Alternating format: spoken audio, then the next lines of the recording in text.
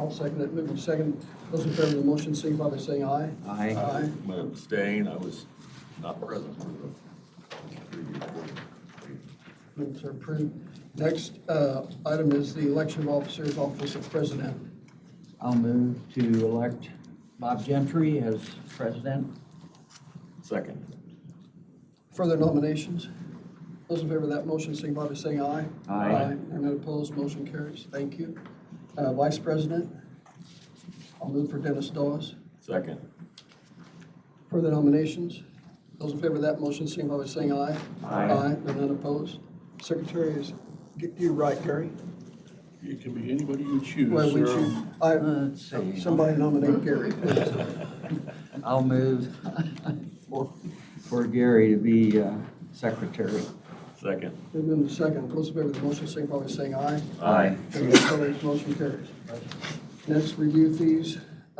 Christopher Burt, $10,796.80. Also move to pay Christopher. Second. It's been moved and seconded for the discussion. Those in favor of the motion, signify by saying aye. Aye. Aye, and none opposed, motion carries. Next is drain maintenance expenses, $10,713. I'll move to approve the drain maintenance expenses. Second. Moved and seconded for the discussion. Those in favor of the motion, signify by saying aye. Aye. And none opposed, motion carries. General drain improvement loans disbursements for 2024. 5,000, we're just approving this payout, right? Loans to those drains Okay, because they didn't have enough in the Right. maintenance fund. right. That's a really good number. Need approval for $5,913.81. So moved. Second. Thank you. Those in favor of the motion, signify by saying aye. Aye. And none opposed, motion carries. May I ask a question? Absolutely. Briefly? On these, and I should know this after 4 years, but I don't remember. On these, when it's called a loan, we don't charge interest. No, Okay. we can't. Statute doesn't allow that. Next item is total GDIF loan reimbursement, $167,770.54. These are, Absolutely. these are regulated drains that through the past years and decades have borrowed money from the General Drain Improvement Fund. Many of these, we have raised the assessments, and part of that, the hearing and the approval of raising those assessments was to pay back at least a portion Right. every year. We're trying to get these so that the General Drain Improvement Fund is fully paid back, and that's what the State Board of Accounts wants to see as well. So that's what this is. Thank you for that definition, Dave.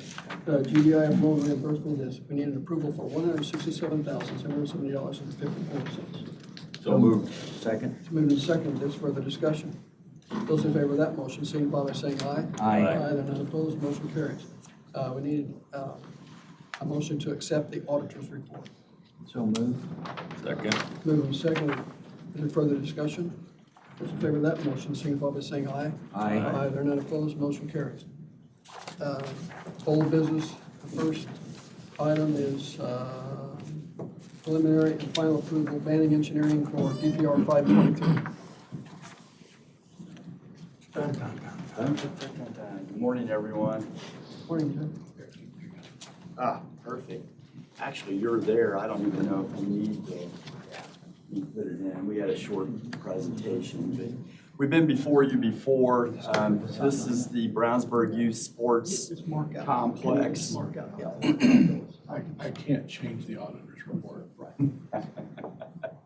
I'm sorry. No problem, no problem. Brownsburg Youth Sports Complex is located in this area here, right along the east side of Ronald Reagan, north of County Road 700, former school property, Brownsburg school property. Came before you previously talking about this as we went through the PUD zoning process. And we're here today to ask for preliminary and final approval for the construction plans of Phase 1, which actually sits in this northern portion of the property. We're in agreement with all the comments on the staff letter, but one.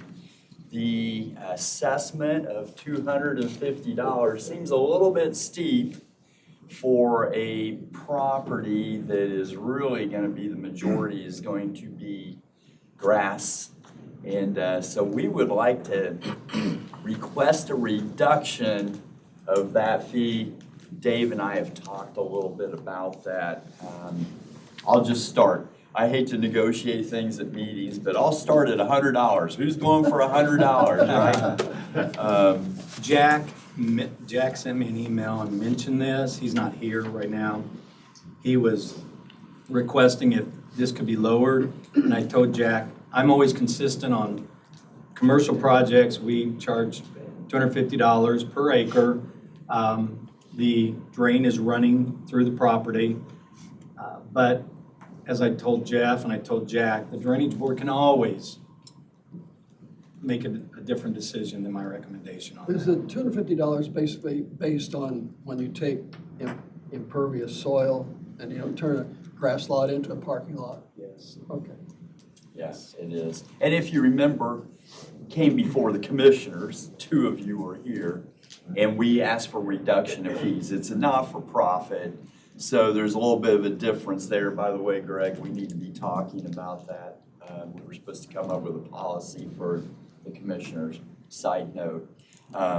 So we would request a reduction in that fee that was in the staff letter. So Dave, would you support $100 an acre? I'll support whatever the drainage board wants to do on this because the majority of it is grass. Okay. It's not a warehouse. Right. Drainage board What- comments? If it's $100, so it's gonna be, let's see, there's roughly 61 acres, is that right? 6,000. Yeah. If we do change this to 100, what's this do for future development? Does that kind of set the precedent for that? Or, because obviously this won't be the last thing into that drainage. I think we'd set a precedence with a non-for-profit. I'm comfortable with that on a non-for-profit Yeah. basis. Because we have other projects up in this area, and I'm telling you, we are not gonna request a reduction on those. For-profits. Gotcha. Where's the William Batts? It runs right. I mean, not location, where is it financially? Oh, it's in the hole. It's in the hole. Bad? I can look it up if you No. like. Yeah, yes, it's not great, Well, but we we couldn't have. expect the youth sports to make up the difference anymore. No. Well, Chair will entertain a motion. I'll move, and I've been involved with the Brownsburg Youth Sports on this and in a lot of their meetings and so forth, so I don't know if I have a conflict of interest or not. No. Wouldn't think so. I don't think Financial so. investment. I don't have any financial involvement in it, not even a donation, so, yeah. You have no financial interest in this. Okay. I would move that we reduce the fee per acre on the William Batts regulated drain for the Brownsburg Youth Sports Project in Brown Township to $100 per acre. Second. It's been moved and seconded. Is there further discussion? Those in favor of that motion, signify by saying aye. Aye. Those opposed? They're not opposed, motion carries. Next, DPR 523, Sewer excavating Dale Cruz. That motion, I think the motion was only to lower the, Well, I was just, That was only the lower. yes, I want to just make sure we're okay. I will now make a I'll change motion it when we get back. for preliminary and final approval for the Brownsburg Youth Sports Project. I'll second it. It's moved and seconded for the preliminary and final approval. Those in favor of the motion, signify by saying aye. Aye. None opposed, motion carries. Thank you very much. Look forward to seeing you in the ribbon cutting here in maybe a year or so. Good, thank you. It's in his Yeah, file. DPR 523, Dale Cruz. And just so everybody else knows that Banning has done this, Mental notes. almost nothing as well.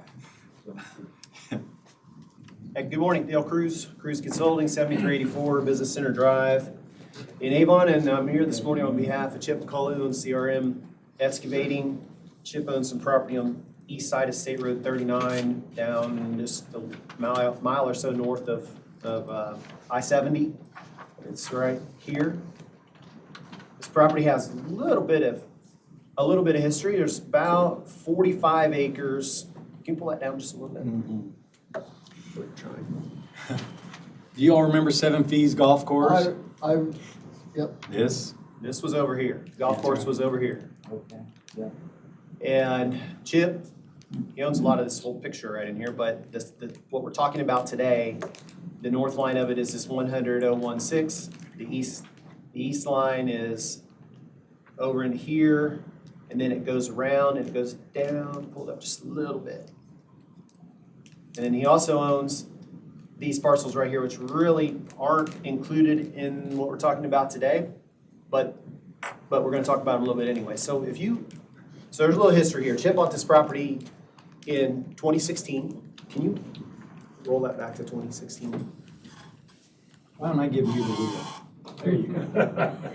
All right, so in 2016, when Chip bought this thing, it looked like that. So on that other picture, the southern line of what we're talking about was right here. And in that other picture, you see a lot of stone area out, even up into there, out into here.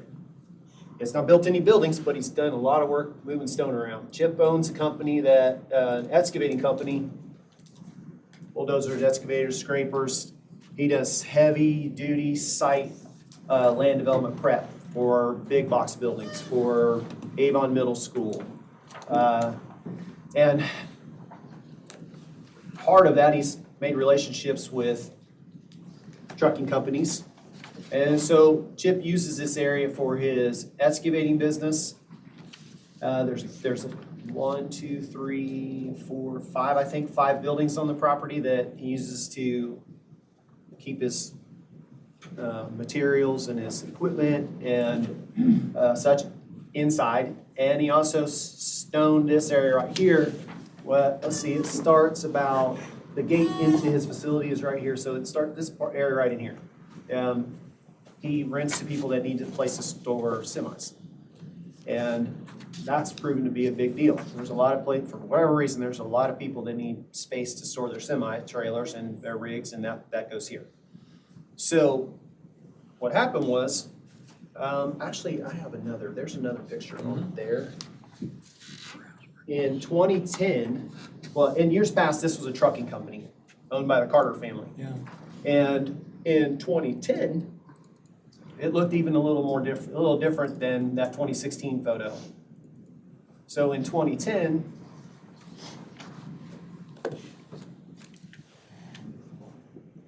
it looked like that. So there already was a decent amount of stone out here. So while Chip doing his research and buying this thing, he knew it had been a trucking company. He knows that this is what it originally looked like. Bought it in 2016. After 2016, it evolved into the picture that you see in 2023. But he didn't get any permits to do the work.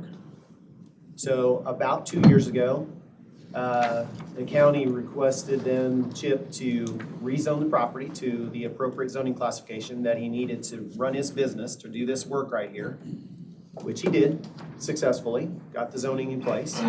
Part of that zoning approval was that we go through a site development plan review to bring into compliance what he's done here. So that's what we're here to do today. We're here to get this project into compliance with what he's done here.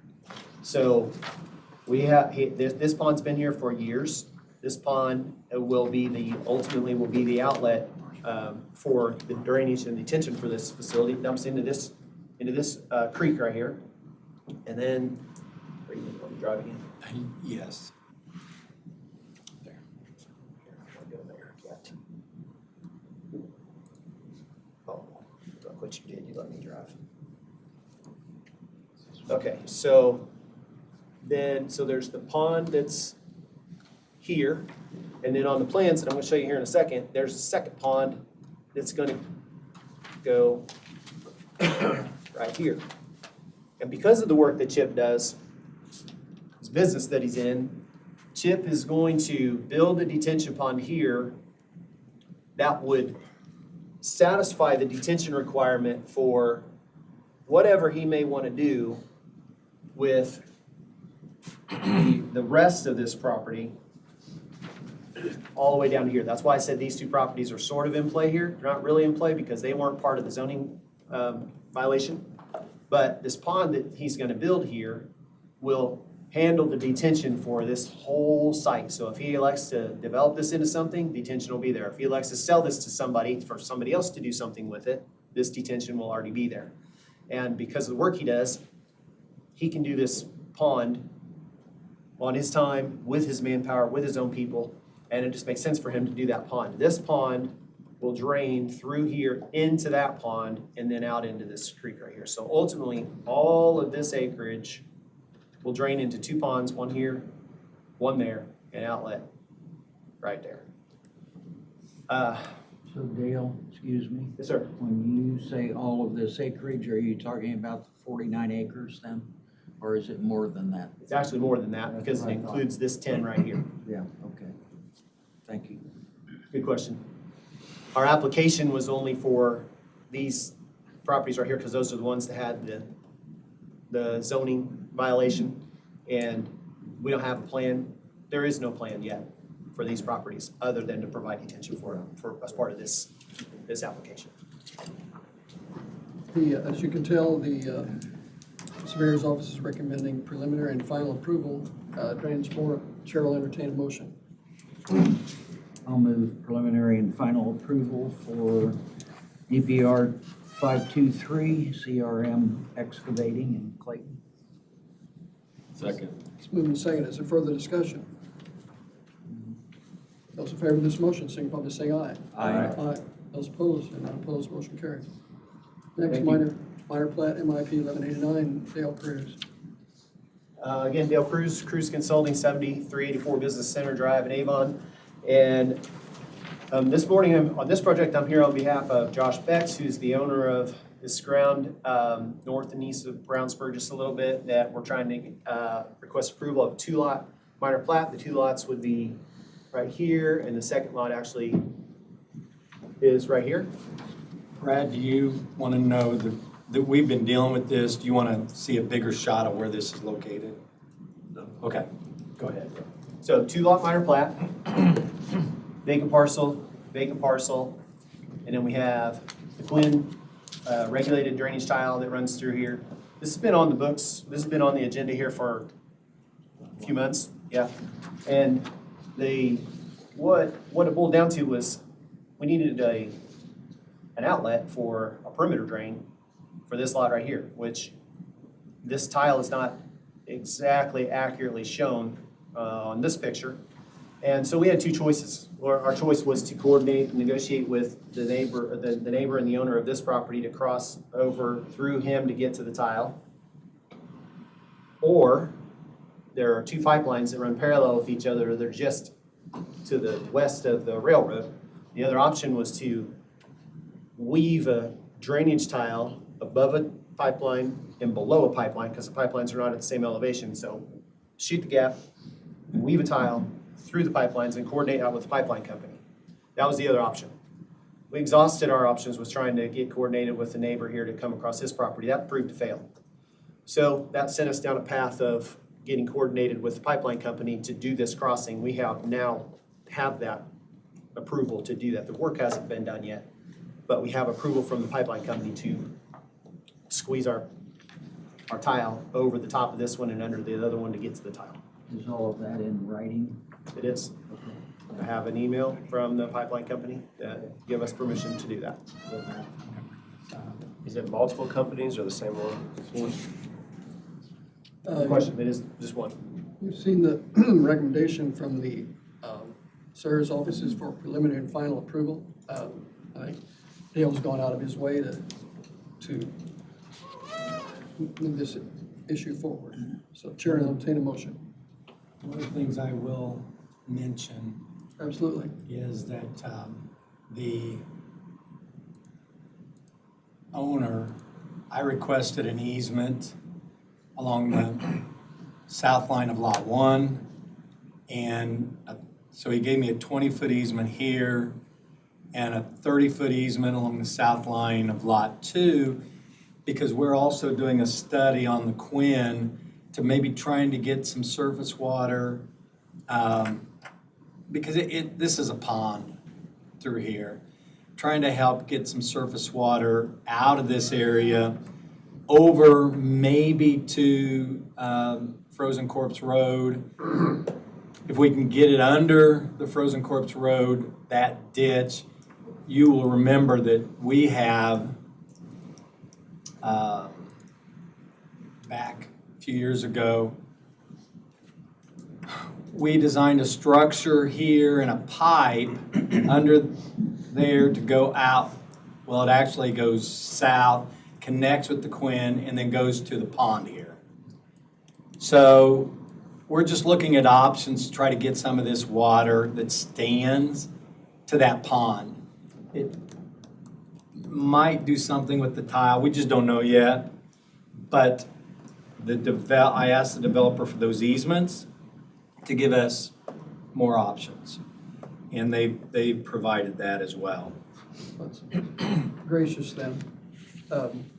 Again, you've seen the recommendation of the surveyor's offices for preliminary and final approval, and the surveyor has shown the consented easements. So Chair will entertain a motion one way or the other. Move to approve MIP 1189, Second. preliminary and final. Been moved and seconded. Further discussion. Those in favor of the motion, signify by saying aye. Aye. And opposed, motion carries. Thank you. MIP 1190, we need a motion for continuance. Move to continue MIP 1190. Second. Move and second. Those in favor of the motion, signify by saying aye. Aye. Aye, and opposed, motion carries. Next is MAP 155, replat of, replat of 136, lot 136, Dale Cruz. Again, Dale Cruz, Cruz Consulting, 7384 Business Center Drive in Avon. And this project, I'm here on behalf of Mark Osborne. He's the owner of this ground. It's south of Plainfield. This is where 267 and I-70, so you go south on 267, and it turns, 267 turns, goes towards Center Street.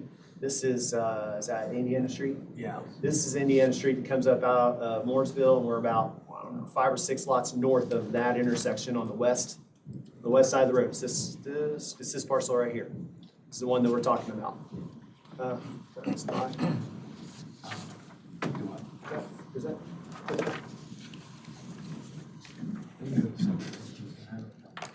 I think I said 2016, but I don't think that's why it looks weird. Oh, it is? Let's go. That's 123. What is the 2016 one click at the bottom? Sorry.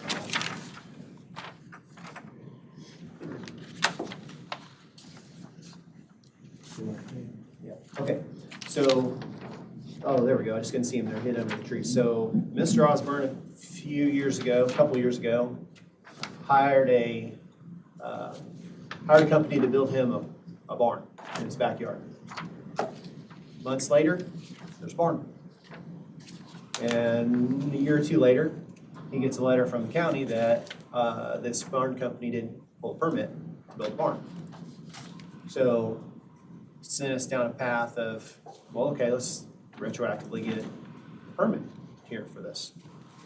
Then it was discovered that the barn was built too close to the side and the rear property line, and also within a platted drainage and utility easement that runs along the north line and along the west line.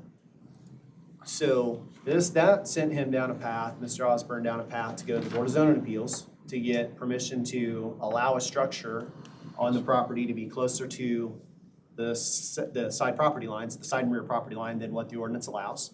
Which one is this? It's Osborne's second ballot. So he did that. Andy Cole ran him through the Board of Zoning Appeals, and he successfully secured a Board of Zoning Appeals variance to allow the setback to be like it is. Then the second step to that is, once he got permission for the barn to be closer to the setback than it needed to be, the second step was to do a replat to replat these easements so that the barn can be where it sits. And so both of these easements have a drainage and a utility designation with them. Neither of the easements have any utilities. They're actually in the easements. So as we've been through working with staff to work on getting closer to approval of this replat, we were asked to remove the utility designation, but leave the drainage designation. And then follow up with the drainage board with permission to encroach for the barn to be there with permission, but the easement to still be in place. So the way our replat looks is, this is the original plat with the drainage and utility easement. It's hard to see, but that's the drainage and utility easement designation. And we've left the easements the same width and size, but we dropped off the utility designation and left only the drainage designation. We're about 4 feet from the property line on both lines approximately. So we're well in the easement, but it's there, the barn is there. And we would respectfully ask for approval to allow the barn to remain, allow the replat to be approved, which is the last step in actually allowing the barn to remain, and then follow up with a permission for the barn permission to encroach into the easement, which we have the document prepared for Mr. Osborne to sign, but we haven't turned it in yet, depending on the outcome of today's meeting. So the basic application is for an encroachment. How wide is the original drainage easement? 10 feet on, 10, Both 10, sides. both are 10 feet either side? Yeah. So it's really small. That's why I didn't want to give up that easement. And if the barn ever comes down, if the easement's gone, then they can put it back there. But if the barn comes down and the easement's still there, then the next time they build, they have to get out of the easement. So it kind of protects that as well. So you prefer this encroachment permit to a hold harmless? Consent to, we, for you and Brad, we have a consent to encroach form that we use. And basically what it says is they're allowed to stay there until we need to use it, then they have to remove the barn. Okay. This sounds like a common sense approach. Chair will entertain a motion for allow the encroachment. I would so move. Second. We have a motion and a second to allow the encroachment. Is there further discussion? Those in favor of the motion signify by saying aye. Aye. Aye, they're none opposed, motion carries. So did that accomplish what? Yes. Because we were asking for approval of the replat. Did you approve the replat? You need to approve the replat too. I assume. I don't know. I'm not listening to I your would motions. move for approval of the replat. Second. Been moved and second for the replat. Those in favor of that motion signify by saying aye. Aye.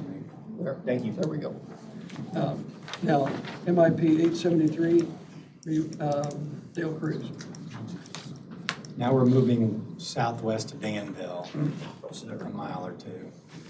Okay, so again, Dale Cruz Consulting, 7384 Business Center Drive in Avon. And this project, I'm here on behalf of Anthony Evans, who's the owner of the property. And this guy has actually not built something ahead of when he is supposed to build something. Rather, he's doing this replat to remove a lot line. He owns 2 parcels. He'd like to remove a lot line to build a barn. This is Danville. This is US 36. Hadley is down in here.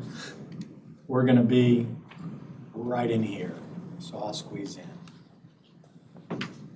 So when Tony Evans bought this property, it was actually in 2 parcels. His home is right here, and it comes with another piece or a portion of this area right here, this kind of T-shape, upside down T-shape, tomahawk looking thing right here, used to be part of this lot right here. It was separated prior to Tony buying the property, but he owns both. And the barn that he chooses to build, that he wants to build, wants to be right there and basically straddle the lot line. So the purpose of this replat today is to take these 2 parcels and combine them into one lot. for the purpose of eliminating the lot line for the purpose of building a barn. And he hasn't built yet.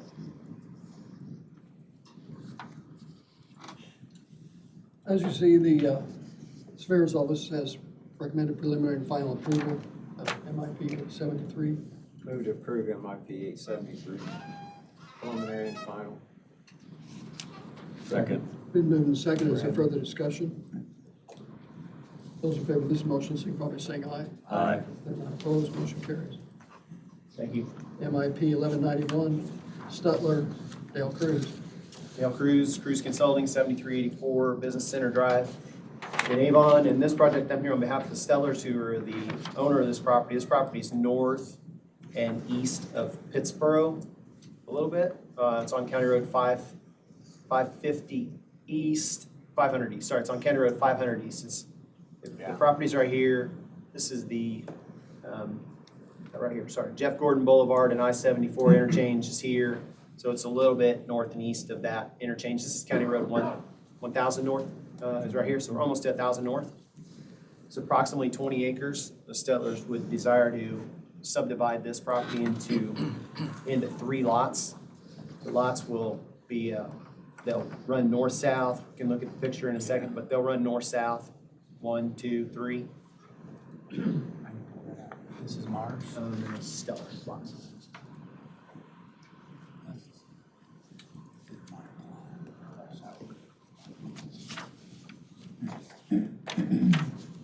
Okay, so this is County Road 500 East out here, and then there's the 3 lots. This is running east-west, north's up on the page. In order to accomplish this replat, every lot has to have frontage that touches a public road. So in order to accomplish this replat, we get to dedicate public road right-of-way and build a private road. So we'll build a private road back to a cul-de-sac back in the back that gets to this furthest lot to the east.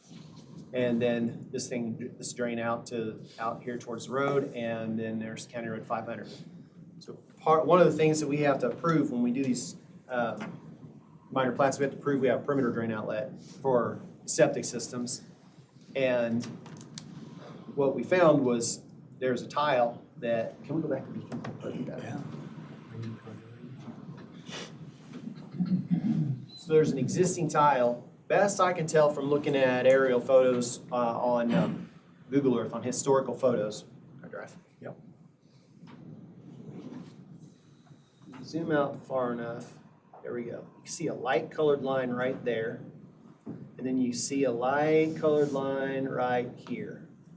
And when you take this photo back in time from different photos, that line never goes away. And that's because that's a tile.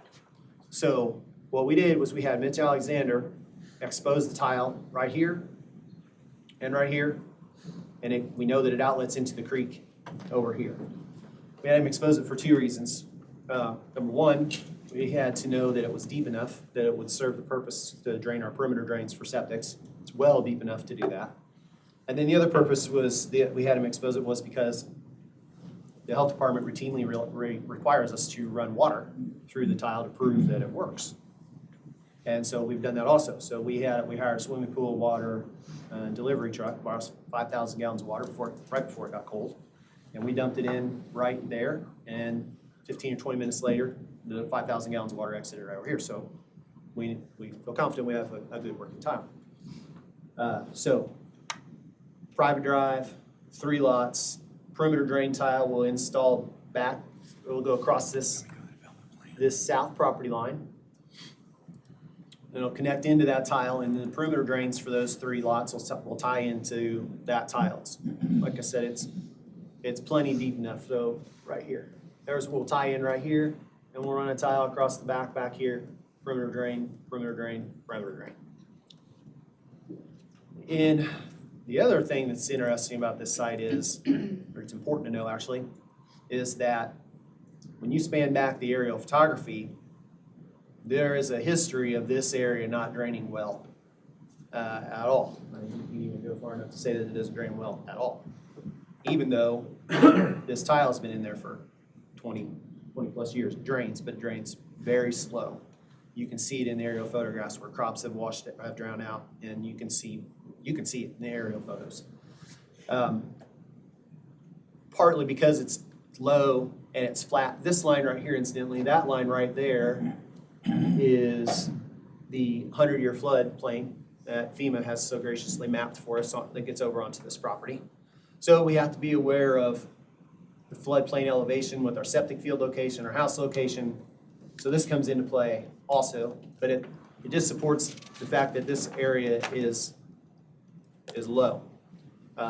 Bob and I have actually had conversation a couple different times about this area and is there a way to make this drain better than what it does now? Because really, if we're taking a project and making 20 acres into 3 lots, we're doing the right thing here. We probably need to work on improving the drainage in the area if we have a problem with it, if there is currently a problem. So Bob and I brainstormed some on how do we do that. And we talked about open ditch. A little further up on Beacon, you can see where the county did a redo of this regulated drain. Right here. This drain used to go across the road. It doesn't anymore. Now it turns and it runs down the west side of the road. I think the county even built that bridge right there. There's a bridge right there, full-blown county bridge. When they redid this ditch, there's a pipe crossing right there.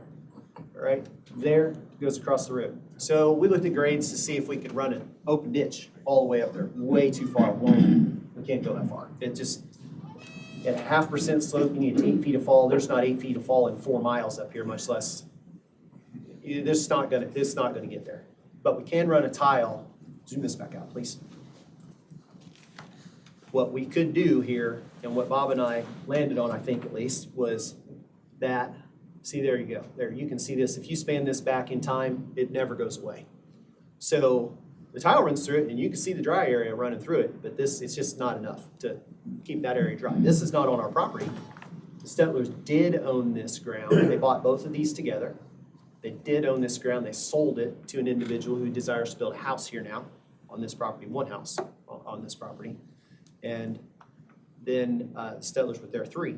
What Bob and I brainstormed was, would it be feasible to run basically a parallel tile to the one that's there and run it up and across into the legal drain as well. And this tile that's existing is well far enough off of the road to fit a second tile between the tile and the road and still be a normal, what you would see if a farmer hired a field tile expert to install field tiles and a pattern tile field. We could fit a tile in here that's in similar separation to what it would be if they just tiled this farm as a farm field. And so our proposal would be to run a new tile parallel, leave the tile that's there in place, connect our perimeter drains into that tile, the existing tile, and run a separate tile between the road and the existing tile, connect them together right here where they cross the road and put a new pipe in across the road, a larger pipe in where it crosses the road. So connect the two. This it's either 8 or a 10-inch tile. I can't tell how big it is because where it comes under the creek, it's bigger than it's a 12, and where it's over here, it was a 10, and then this over here was, I don't know if it's an 8 or a 10, but it's an 8 or a 10-inch tile. But we connect them together here where before it crosses the road, and they cross the road with a bigger pipe. And I think that would be helpful for this area, and I think it's a reasonable expectation to expect that to happen here. Yes, could you pull that map back up, Dave? Yeah. Yes, Dale and I, and by the way, the folks from Roseboom Estates, Roger Love, Dan Smith, Robert Mathis are in attendance. Dan lives down here. But what Dale and I, after we looked at it, and Kurt, very graciously came out the other day, is to run, what do we say, Michael, a 10? 12-inch. 12-inch dual wall from Dan Smith's line all the way up here and cross the road into the Roseboom. There'll be a couple technical issues there. We got to get approval from Mike Balmer Smiths, but that's not a big deal. That entire area is within your easement, by the way. Yeah, and then Your easement. Kurt came up with a really good idea, and that is to reshape the side ditch over here in a minimal area and take this water across the road into this new tile that we're proposing to install. And I think that is a common sense way of getting rid of this water. But I think what Kurt proposed, what Michael proposed makes sense. And I don't think we need structures, we just need tap tees and it will be sufficient. So it's kind of a two-stage issue where the tile and on the east side of the road and then reshaping the side ditch on the west side and taking that water across. So Chair will entertain discussion from the Drainage Board. Michael, have you seen this out here? Yeah. So you're in tune with what we're talking about here? Yes. Seems like there is definitely a water problem, and like is being discussed, is resolving that before, the houses are put in. And based on what I've seen, one of the problems too is the water wanted to go west as well, but there are a lot of trees, and I'm assuming there's another tile that used to be there that's stopping the flow of water. So the subsurface area of, even in front of those houses is very saturated, very slow drainage. Yes, that tile is getting the water out eventually, but then adding, more to the other houses there, I think coming along the road would be something to adequately solve the problem. Before the rose boom was dug out, this was the black swamp. Well, and Part then, of that black swamp. Roseboom is plenty deep there. I mean, you can get a lot of elevation, depending on how deep you want to set your outlet pipe. And will be what's our charge for entering the ditch, $150? To me, that's a minimal cost. But it would alleviate the problem for the folks on the west side, at least as much as, reasonably can. The chair will entertain. Do you guys want to have anything, do you have anything further to add to this? If you do, you'll have to come forward and identify yourself and add name and address. Dan Smith, County Road 9341, North County Road 500 East Pittsboro. I own the property to the south. Can you scroll down a little bit? Sure. I wanted to ask you, how far is that you still talking about installing a new tile? Yeah. A 12-inch? Yep. Okay, how far, Dan, you want this, how far, what's that? you want this pointer? Yeah, sure. Press that. Okay. The other way. There you go. Yeah, I'm here. This is my north boundary line. And this was the two 20-acre parcels. This is what belongs to Stutler's, correct? Yes. Okay, you're just gonna bring the 12-inch to that tile at what would be your southern, Correct. that's as far south as you go. We'll make it deep enough that it could be extended south. But I don't have any control over this property right here. We have control over this. Right. And we can get that part. Yeah, we do. Yeah. Somehow we, This part. yeah, This- somehow, yes. This is where the water issues are, right here. And I know that's not what we're talking about today, but Bob knows this very well. I mean, this can stand 10, 12 inches deep in water for 2 weeks, 3 weeks. Yeah, somehow, Dale, we just need to coordinate with that fella because it's, It has to be done at the same time. Right. It shouldn't go at all. Now, there is a tile that runs approximately down through here and Yes, up here. My concern was, until you started to talk about installing a new tile, if these people plug in with their, if they were going to plug into the tile that we installed, it would overload the tile and, backwater up on me. well, we're only talking about, what's the width of that parcel there? What, this one here? Yeah, It's probably 600, 700 feet. so it'd be another 500 feet, 600 feet of dual It needs to wall. it needs to come down to Dan's property line at least. Yeah. It needs to come down to here. Yes. This is terrible. How can we get there? We can, so I actually have communication with these people because they talked to me about doing their plot plan for their home. So I can talk to them about it. I mean, I can't Sure. commit them to this Right, today. you can't commit. I can this, But this I can't, but I just oddly enough, by coincidence, I'm working with these people now for them to build a home. So we can have this discussion. Okay, You how could do, lay a little pressure on them because without that tile, they won't have a place to build. no, they won't. It would make sense for him to do it. Yeah, Yes, it very much would. so how can we, Greg, how can we frame this so we can give approval for what Kurt proposed, reshaping the side ditch, what Dale proposed, what Michael's concept, how do we do that based on extending it down here? How can we frame that? What we have before you is just this piece of property. We can't force them to You- do you something can't- at You this can't point. force them to do something they don't have any control of on a piece No, of you property. can't.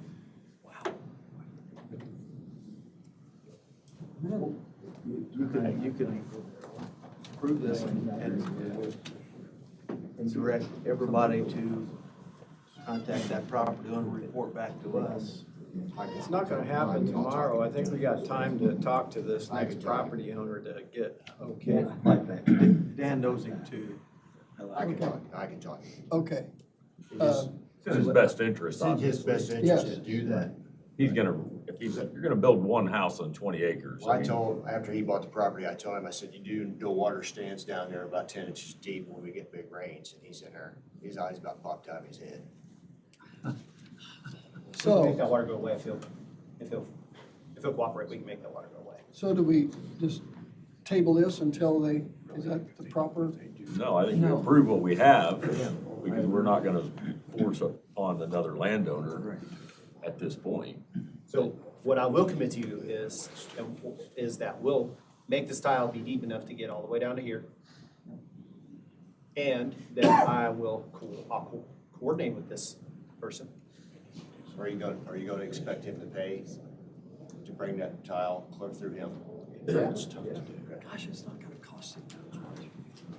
Dale, when you say adequately deep, so in your plans, when you come to the property line, what are you going to say will be achieved at the farthest point, which is obviously the lowest ground? Depth-wise, Yes. I mean, normal field tile would be 3 or 4 feet in the ground. I don't know there'd be any reason for it to be deeper than that. They have a perimeter drain outlet also, because this tile's super deep.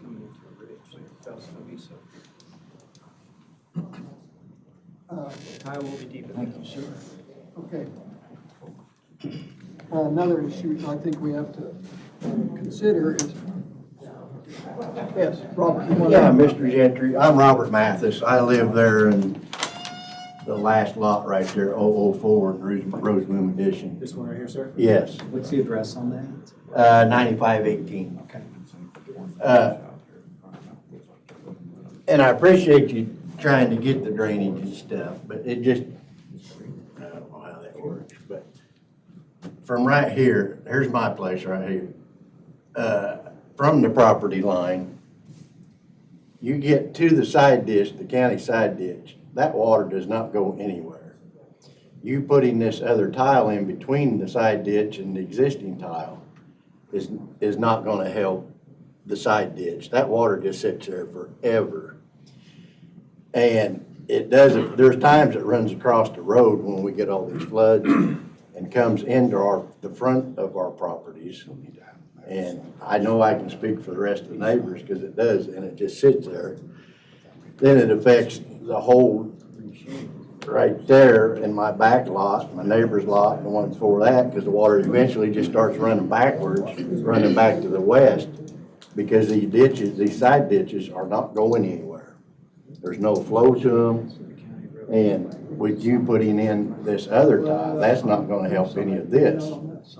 So I just wanted to bring that up. I mean, somehow we gotta get that. And Kurt had talked about putting, I'm gonna use the word swell, in there, and I still think that somehow we need to get that to drain, whether it goes over top of your new tile or whatever. Well, Kurt and John are here. This is on the other side of the road, so that certainly needs to be talked about, and we can coordinate with them as well. Dale, on John, Kurt, on your side next to the county road, is that ditch has a setback, right? It'll be reshaped also, right? Kurt Higginbotham, superintendent at the highway, and I did meet with Bob and Michael and these other gentlemen out there. The most of the water sits right here, just north of his property line. And so what we discussed is setting an inlet here and running it across the road. And hopefully it could tie into this tile that you're putting in. I think the elevations would work. I think that would solve most of it. The problem currently along this west side here, at least a couple of driveways don't have driveway culverts.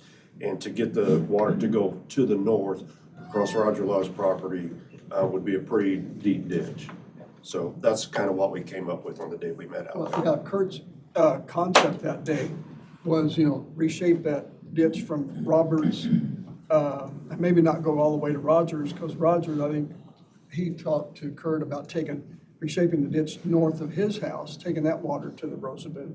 But he can set that, whatever, reshape the side ditch on the west side of the road to a pipe to go over to this new tile. And that should take that water and put it, most of the time, where it's supposed to be. You guys have any other comments? Well, I feel like we need to bring it to everybody's attention, because unfortunately, we're getting ready to see a lot of changes in that area. Absolutely. And, yeah, it's beyond our control, but if we can fix the problems, it's gonna help everybody in the long run. So I always wanted to add that to your concern, this tile that we're talking about putting in can be very flexible in the location that we install it. So we can crowd it close to the road or very near the ditch that he's concerned about. We can crowd it over very close to it. I don't know that we want to put it under it, but we can crowd it over very near it. And I think that will help. That'll help a lot. We can strategically place risers in the tile also to let surface water in, probably where it's dark right here. It's probably where it's low. This is a higher spot right here. Just because I know the ground, this is a higher spot. That's dark for a reason. It's because that's where water stands. So we can strategically place risers and put the tile right next to the ditch it can go right out near the road. There's no reason why it couldn't or shouldn't. So you guys, the days we're out there, does that sound make sense to you guys?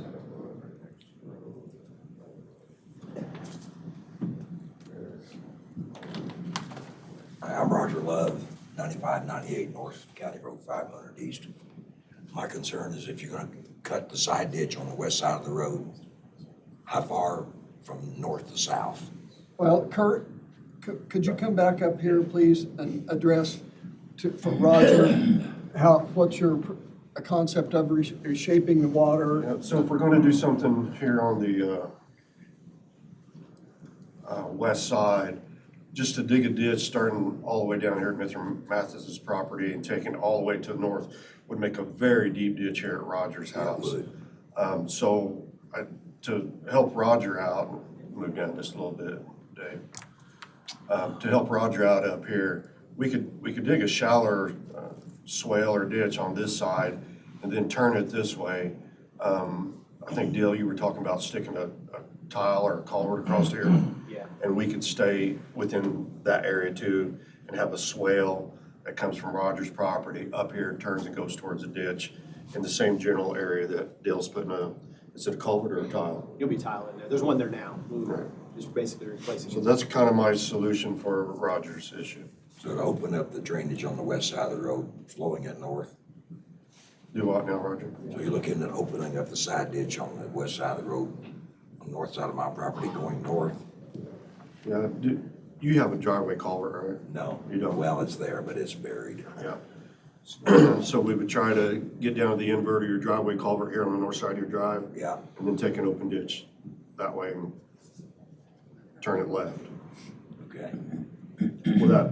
Will that solve your problems on the south side of your drive? I think it will.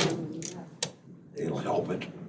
And we could ditch on the south side of your driveway too. But I know this property doesn't have a driveway culvert. I don't think the next one does. The neighbor just south of me, they have a lot of water standing in their front yard, south of their driveway. Kurt, that's that place we thought, when you cross the road going back to the east, there was that old, The old tile. the old tile. Yeah. But if we put an inlet right here and take your property, Robert, and dump it in there, take some of this property and dump it in there, then a roadside ditch won't be too deep across Roger's property or this property here. That's kind of my goals. People just don't like deep ditches in front of their houses. They can't mow them.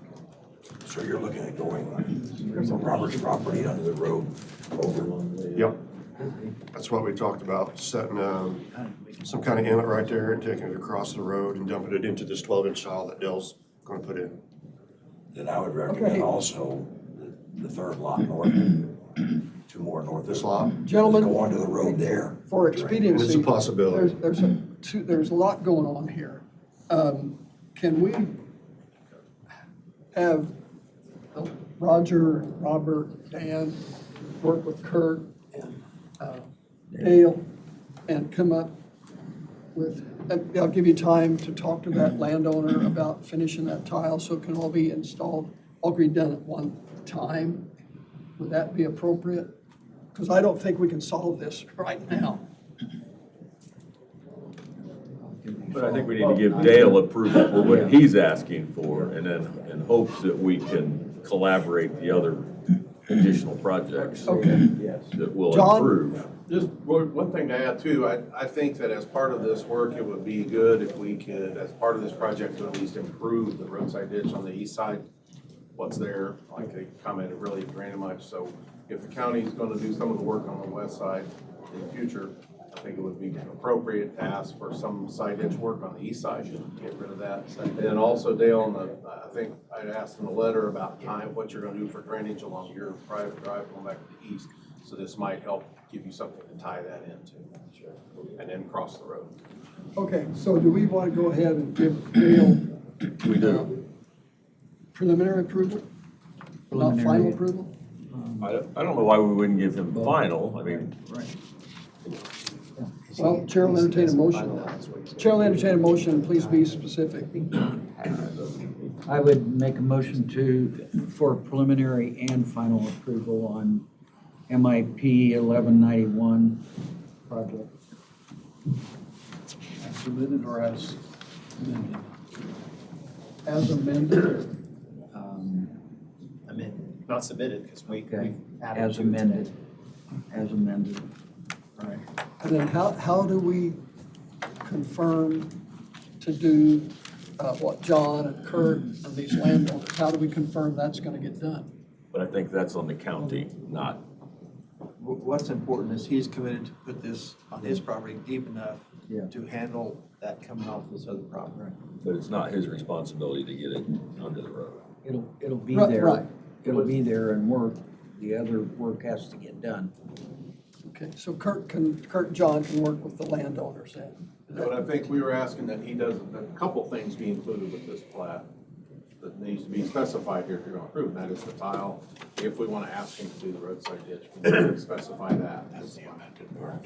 That's the amended part. So can that be a part of, that'll be a part of my motion? Gary? That's the amended part. There's a pile there, so we can now. The petitioner said he is agreeing with that. Yes.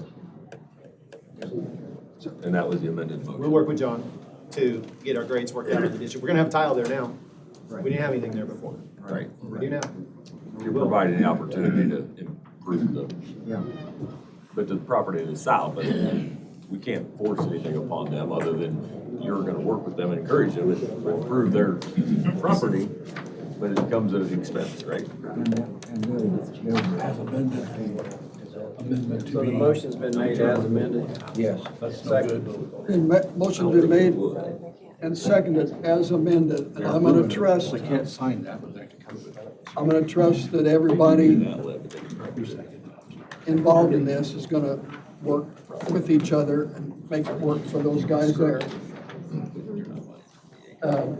Those in favor of the motion signify by saying aye. Aye. Those opposed are none opposed. Thank you for that one. Thanks for your work, Dale. Thanks, Dale.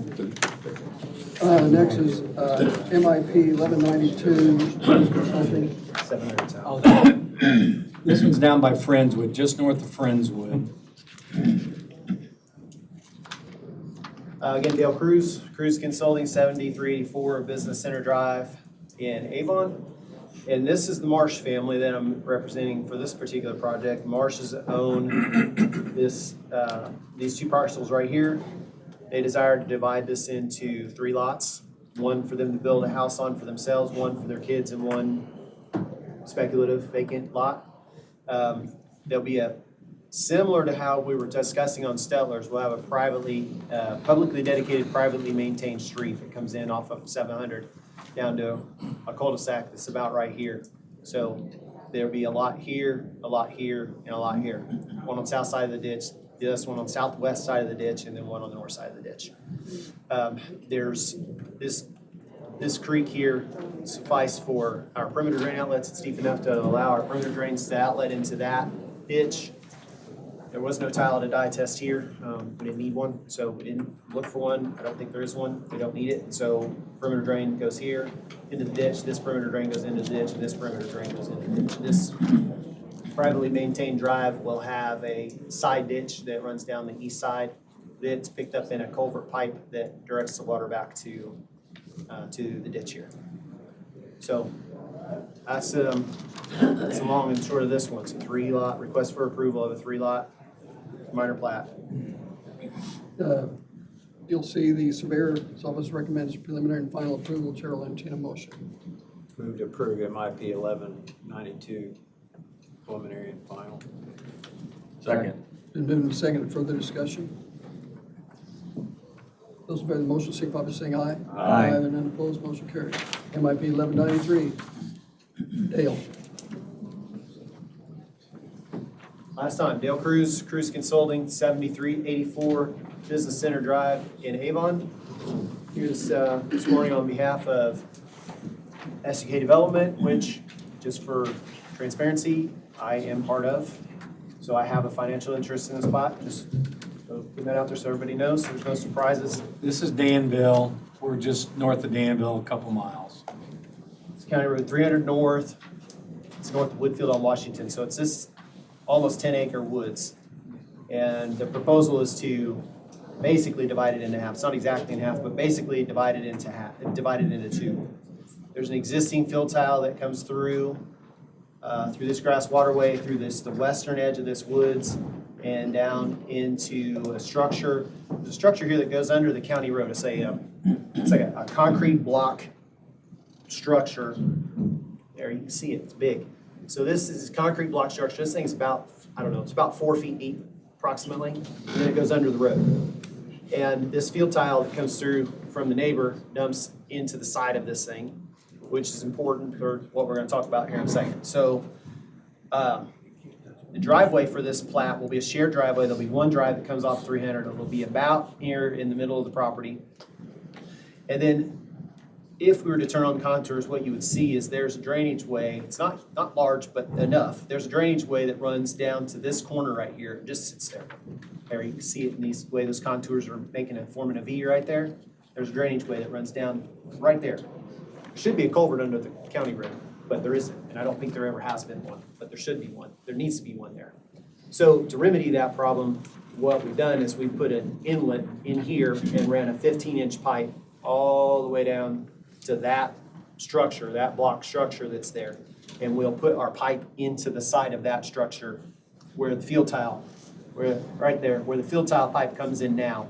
We're gonna take the field tile pipe out, put our pipe in, and connect the field tile into our pipe. So we'll be trading an 8-inch hole in the side of that structure with a 15-inch hole for our 15-inch pipe. And that 15-inch pipe will drain this roadside ditch. It'll take care of this water that wants to go over the road, does go over the road when we get enough rain. It'll take care of that. And then our driveway will have an inlet on the upstream side of the driveway that'll capture the water coming towards the driveway, and it'll all end up right down here. Is that what you're gonna use for your outlet for your septic field? No, actually we're not. Actually what we'll use for the outlets for the septic is the existing field tile. The way the elevations work out, this area is up in a higher area, and this tile over here is plenty deep enough for us to use for our perimeter drain outlets. So we're gonna plug into that tile, which we dye tested also, the same day we dye tested the other one, the same swimming pool truck. We trucked 5,000 gallons of water back here, took 7 minutes for it to come out down here. So So, the trees aren't bothering that tile at this point. no, that tile's fairly modern. I don't know if the tile that's in the woods right here is a perforated tile or a solid tile. I have a feeling it's a solid tile because it's a fairly modern tile. And I think the Hemsels, do you know this, Jack? I don't. I think the Hemsels farm this ground, and they have interest in that tile. So we created an easement on, sorry, we've created an easement on our plat that surrounds that existing tile. You can see the surveyor's office recommends preliminary and final approval. Chair will entertain a motion. I would move preliminary and final approval for MIP 1193. Second. Then moved and second. Is there further discussion? No. Those in favor of this motion signify by saying aye. Aye. And none opposed, motion carries. Mr. Turnbull, do you have something to inform us about Yeah, contracts? very simple. You're free to continue to conduct business as you have been on signing contracts. No change, you're fine. Okay. Danville Conservation I'm trying to Club, coordinate the lease with the county commissioners on the Conservation Club with what we're doing here. The main actor in this will be the county commissioners on this lease with the Conservation Club. I'll explain that further, but that's step one. okay. So we don't have to do anything here? No. Okay. Dave Gaston, the annual contractors agreement. After consulting with legal counsel, we will not have any subsequent application date. We will live with the people who have applied this time, and we will maybe more aggressively inform people for 2026. And the surveyor has very graciously said he would identify alternative installation methods in the table of contents and the glossary.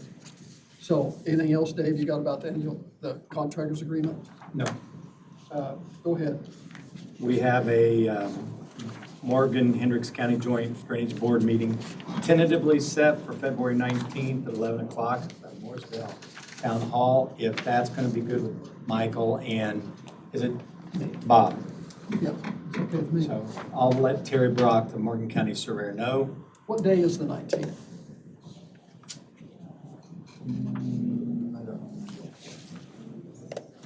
I bet you somebody will figure it out. Wednesday. Wednesday. Thank you. Okay, keep going, Dave.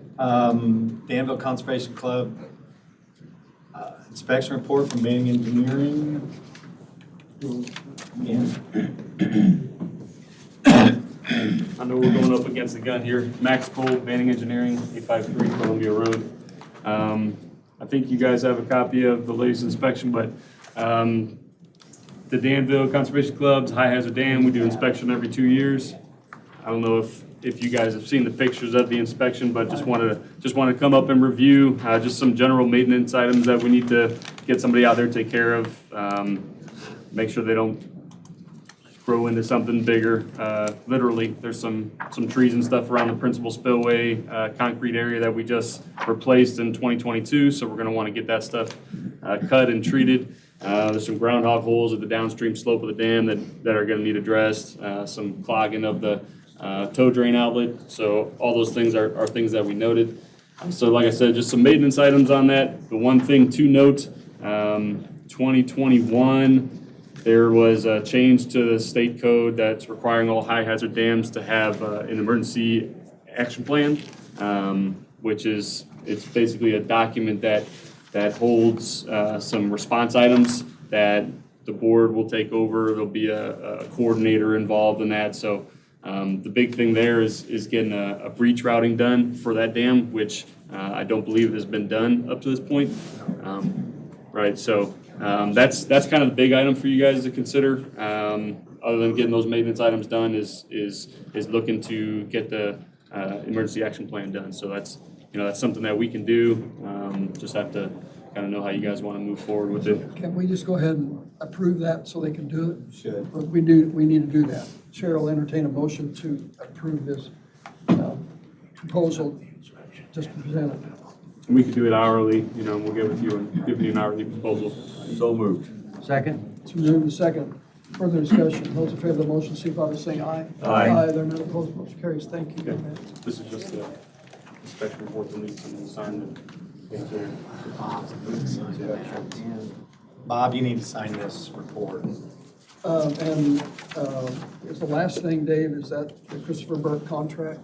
Yeah, it's a contract for 2025.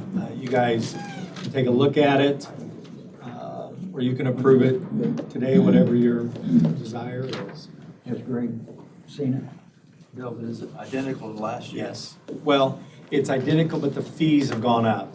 Except for that, yes. Yeah. This is minimal. Not minimal, but and basically I think we started doing this in 2002, and we didn't raise any rates until I kind of got involved in about 2019. So we've been going 2019, we raised them some, 2023 raised them some, now we're kind of getting to market rates. Okay. What's your recommendation, David? Approval. I would move approval. I think we need to do that, yes. We need to- Christopher Burke contract. Yes. Do you have a motion? Do we have a second? Second. We have a motion and a second to approve Christopher Burke engineering contract for 2025. Those in favor of the motion, signify by saying aye. Aye. Those opposed and none opposed, motion carries. Anything else, Dave? No, sir. Anything else from board members? Nothing. Chair will entertain a motion to adjourn. So moved. Second. Motion. Meeting is adjourned. Thank you.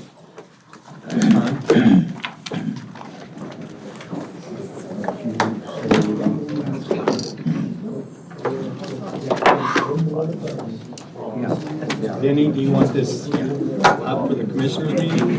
You're gonna need it, you think? Ask Myla. She's on right over there.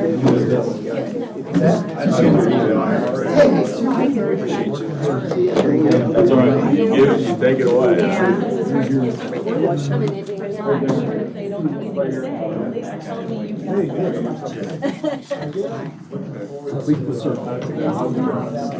You're still in the top.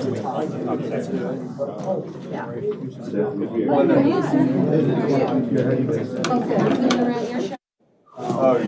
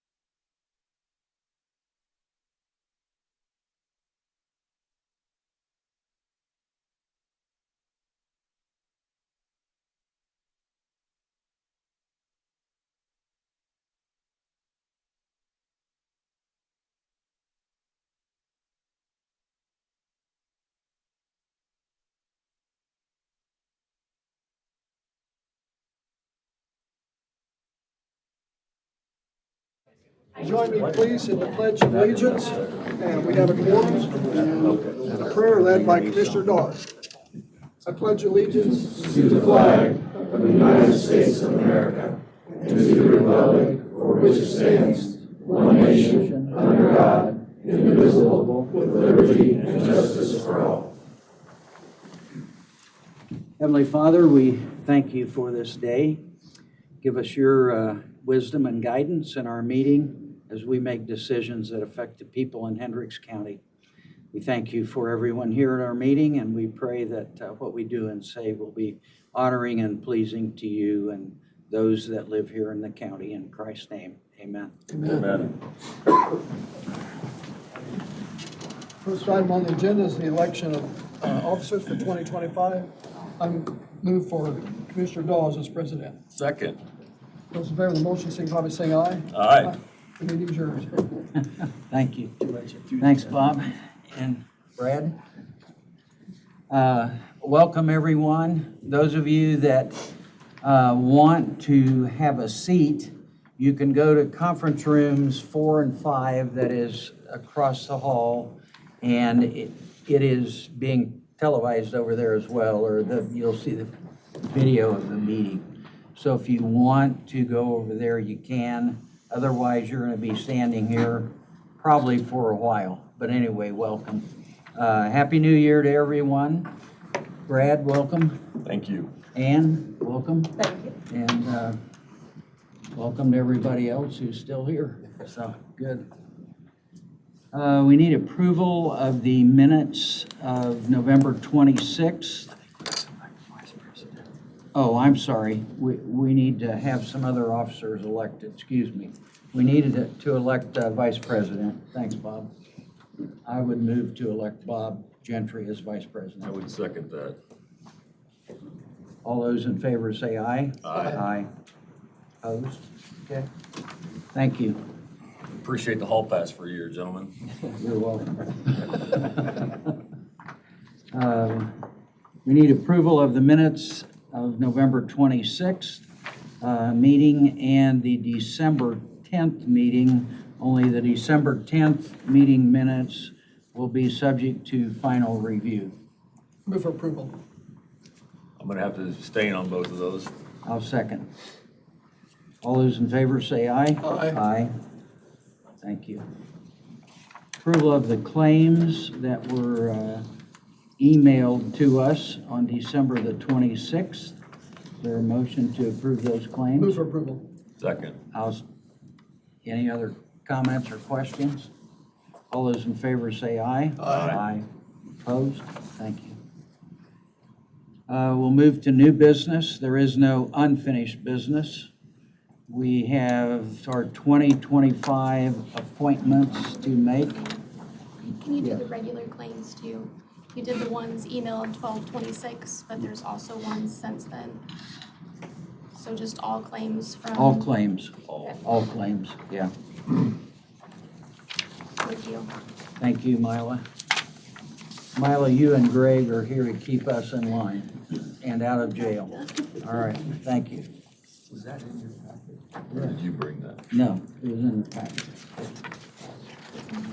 I'll share it with you. And I know there's stuff to be signed here, and we'll get to it sometime. I'll share with Denny. Here, we can do this.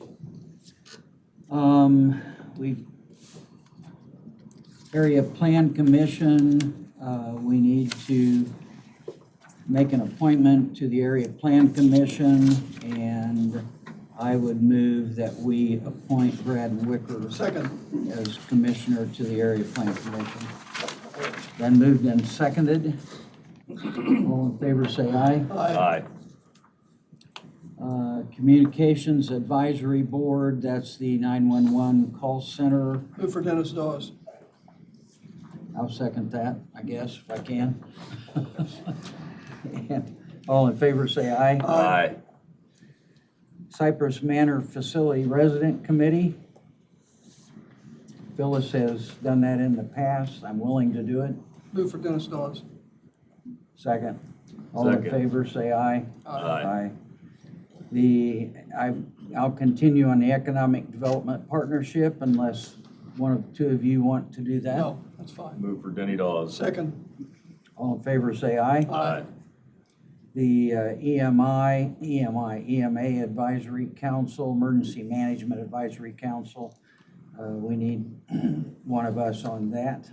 I'm willing to do it. Move Move for for Denny Dennis. Dawes. Second. All in favor, say aye. Aye. Aye. Aye. Fair Board, I would move for Bob Gentry. Second. All in favor, say aye. Aye. Aye. Food, Shelter, and Utility Assistance Board. I am willing to do that. Move for Dennis Dawes. Second. All in favor, say aye. Aye. Gordon Graham Advisory Council, I like planes. I would move for Brad Wicker. Second. All in favor, say aye. Aye. Thank you, Brad.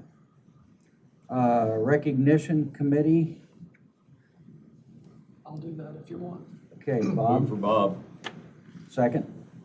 All in favor, say aye. Aye. I'll Senior continue. Services. I'll continue there also. Move for Bob Gentry. Second. All in favor, say aye. Aye.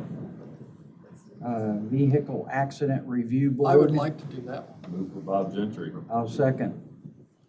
All in favor, say aye. Aye. Weather closing for county buildings. Dennis Dawes. I'll second that. All right. All in favor, say aye. Aye. Workforce Development Board. I'll do that. I'll bet Bob's been doing a great job. He has. So moved for Bob. I'll second. All in favor, say aye. Aye. Okay, our appointment to the Cypress as the Cypress Manor Director. Move for James McBride. I'll second that. All in favor, say aye. Aye. Area Plan Commission, we need Purdue Extension employee or alternate. Move for and Margaret Gladden. Second. All in favor, say aye. Aye. Aye. Aye. Thank you. We're getting there, folks. We just have about 10 more pages to go.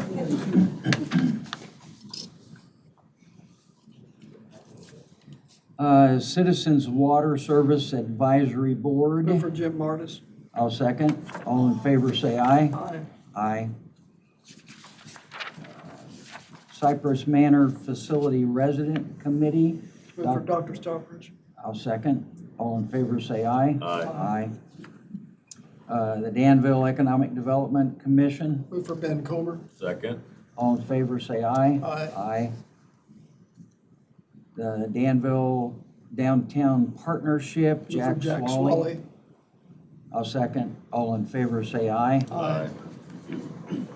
We still have a vacancy on the Economic Development Commission, so we need to figure out that. Comes from a nomination by the council, Okay, so.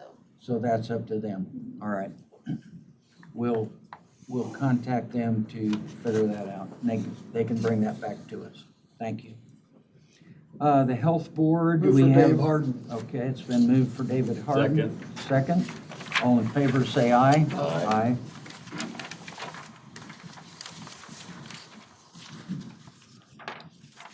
All right.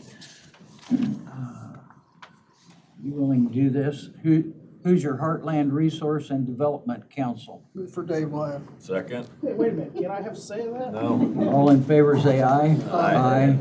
Opposed? Railroad jobs. Are you opposed? No, I guess. You don't have a choice. I'll go the other side. All right. Thank you, David. The Indianapolis Regional Transportation Council. Move for Eric Wathen and Tim Dombrowski as proxy. Second. All in favor, say aye. Aye. Aye. Thank you. Indianapolis Regional Transportation Council. Move for John Ayers and Kim Galloway as proxy. Second. All in favor, say aye. Aye. So the difference there is, the first one is policy and the second one is technical. And thank you.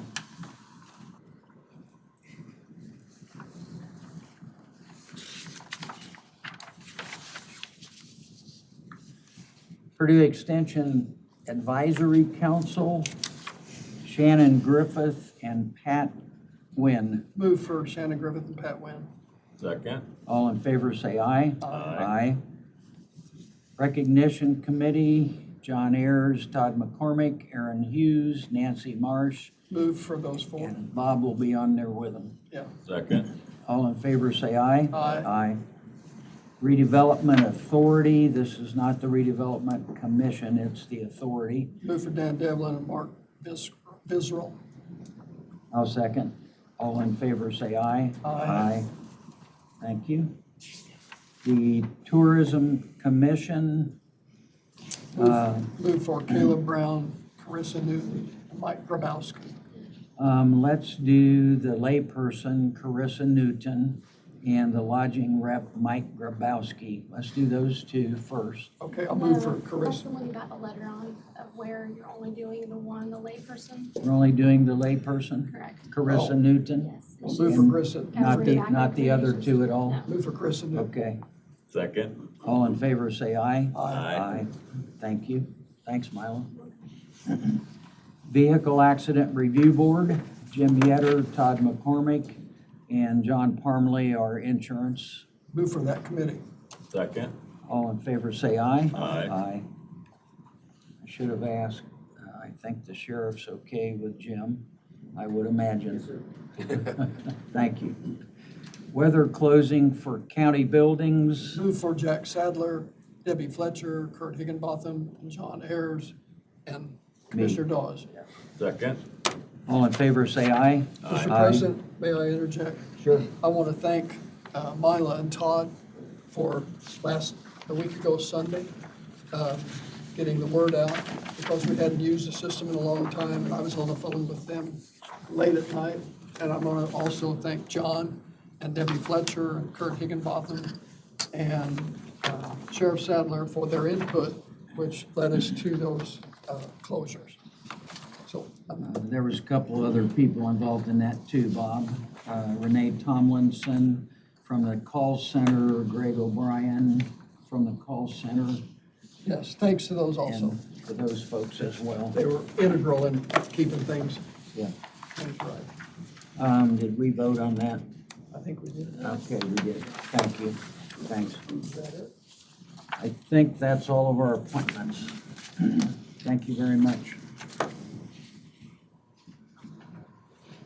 Our 2025 Financial Solutions Group proposals, that's the financial advisor for Hendricks County and Greg Garitas. Yes, sir, and I have Mike Garitas with me also today. There are 3 contracts in front of you that are up for annual renewal. The 25 continuing disclosure filing, that's the one where you have bonds outstanding and it has to go through the EMA system. It's a formal filings that are done as a result of the Securities and Exchange Commission and MSRB.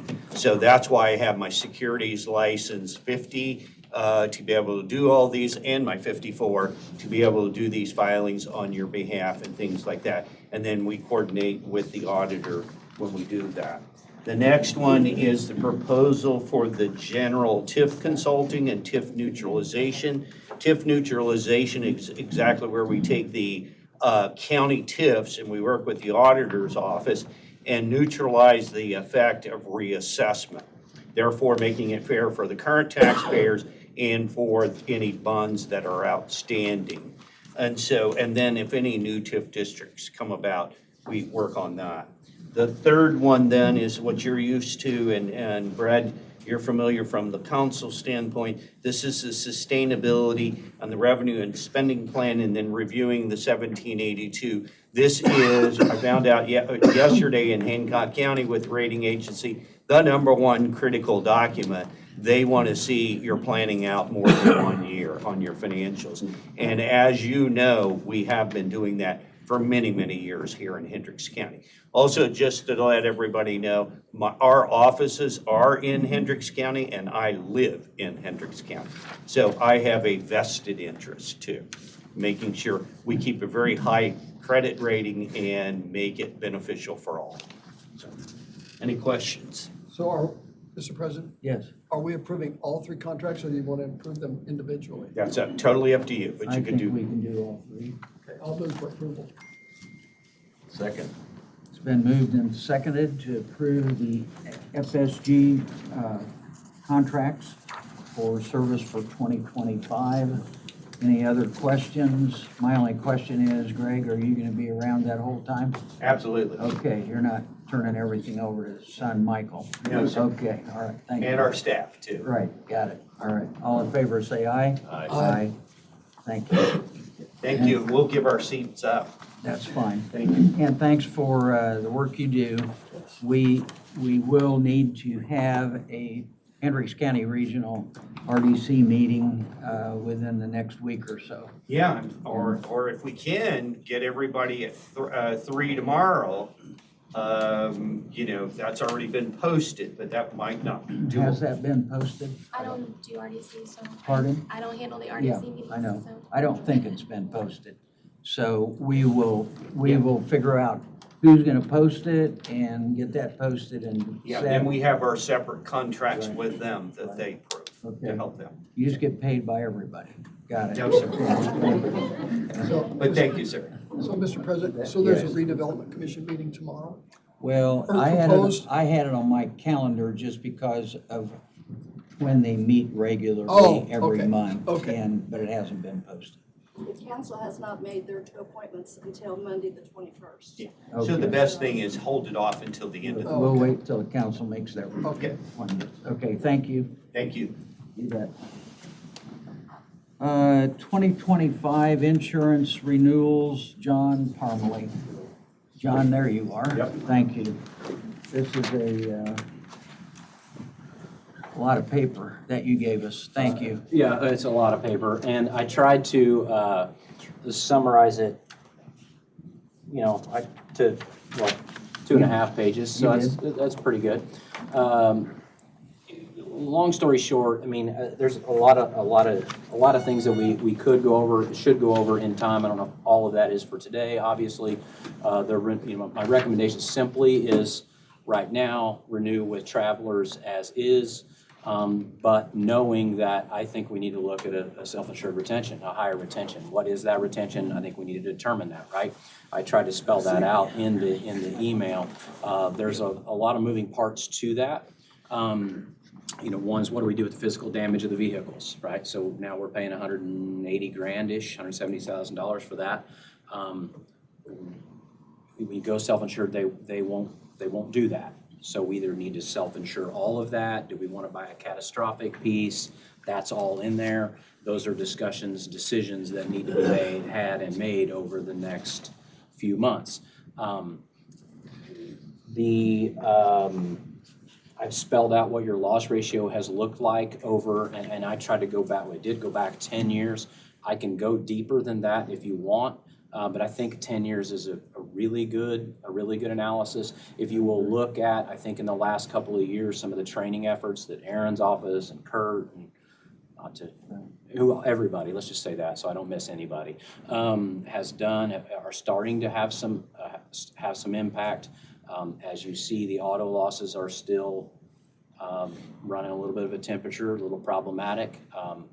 Some of that we can't fix. It is the nature of the beast, but some of it we can fix. So you got to find the happy medium there. Stay on the self-insured front for just a little bit. I'd like to be able to put together some folks, whoever it is, a few to discuss that. Like I've told a few people, I think I have a pretty good pulse of what's going on in the county, but what do I not know is sometimes would be helpful, to make sure that we do it the right way. Safety National is a carrier that would do this for us. I'm going to have them looks like in May, I haven't said it, but May or June, to where we could sit down with whomever and have a discussion with them so that we get familiar with their services, how it works. We'd have to hire a TPA. We could do those same, we need to do those same meetings, in my opinion, so that we're all on the same page, that we understand what's going to work. The physical damage piece is from the day-to-day collisions, comprehensive, whatever they may be, is going to be something we need to address. How do we handle those claims? We don't want to put it all on Mila. We need to figure out some way to, I think she would appreciate that, some way to, how do we adjust the claims appropriately with the body shops? How does that work? That's a piece that we need to go to. Do we want to hire somebody to do individual appraisal?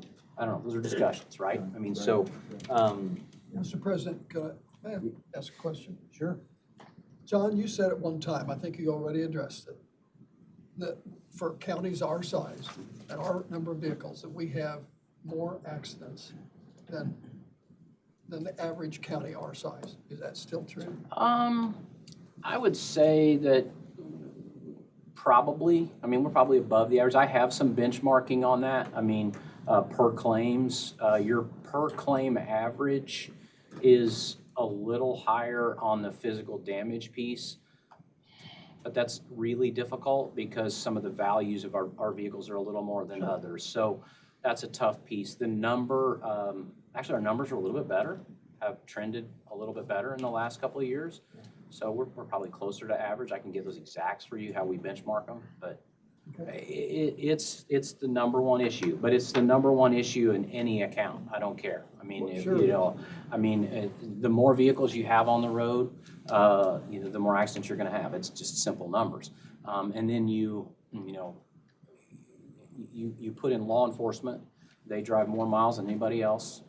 They're going to have more claims. They're in hazardous. They're more hazardous. They drive a lot more night hours than some. And those things are what they are. I mean, you can't stop that, and we're going to continue to have. You answered my question. Thank you. Yeah. Yeah. So, and I tried to. I did spreadsheet out all the numbers, year-over-year comparisons. You know, there's some things that I think maybe we need to look at. Like, I would love to see us obtain, and I'm working on getting some people and find out what this stuff costs, because I really, honestly, I don't know, but like an appraisal of what would it cost to replace the courthouse. I recently had a hail claim, 2 years ago. Just finally got it finished. I had a hail damage on a dome on a claim. The dome was $2 million. So construction costs continue. We just want to make sure we got it insured adequately, I guess, would be my thought there. So what questions do you have of me? I tried to summarize it. Yeah, you did, and you did a nice job. I compliment you on that.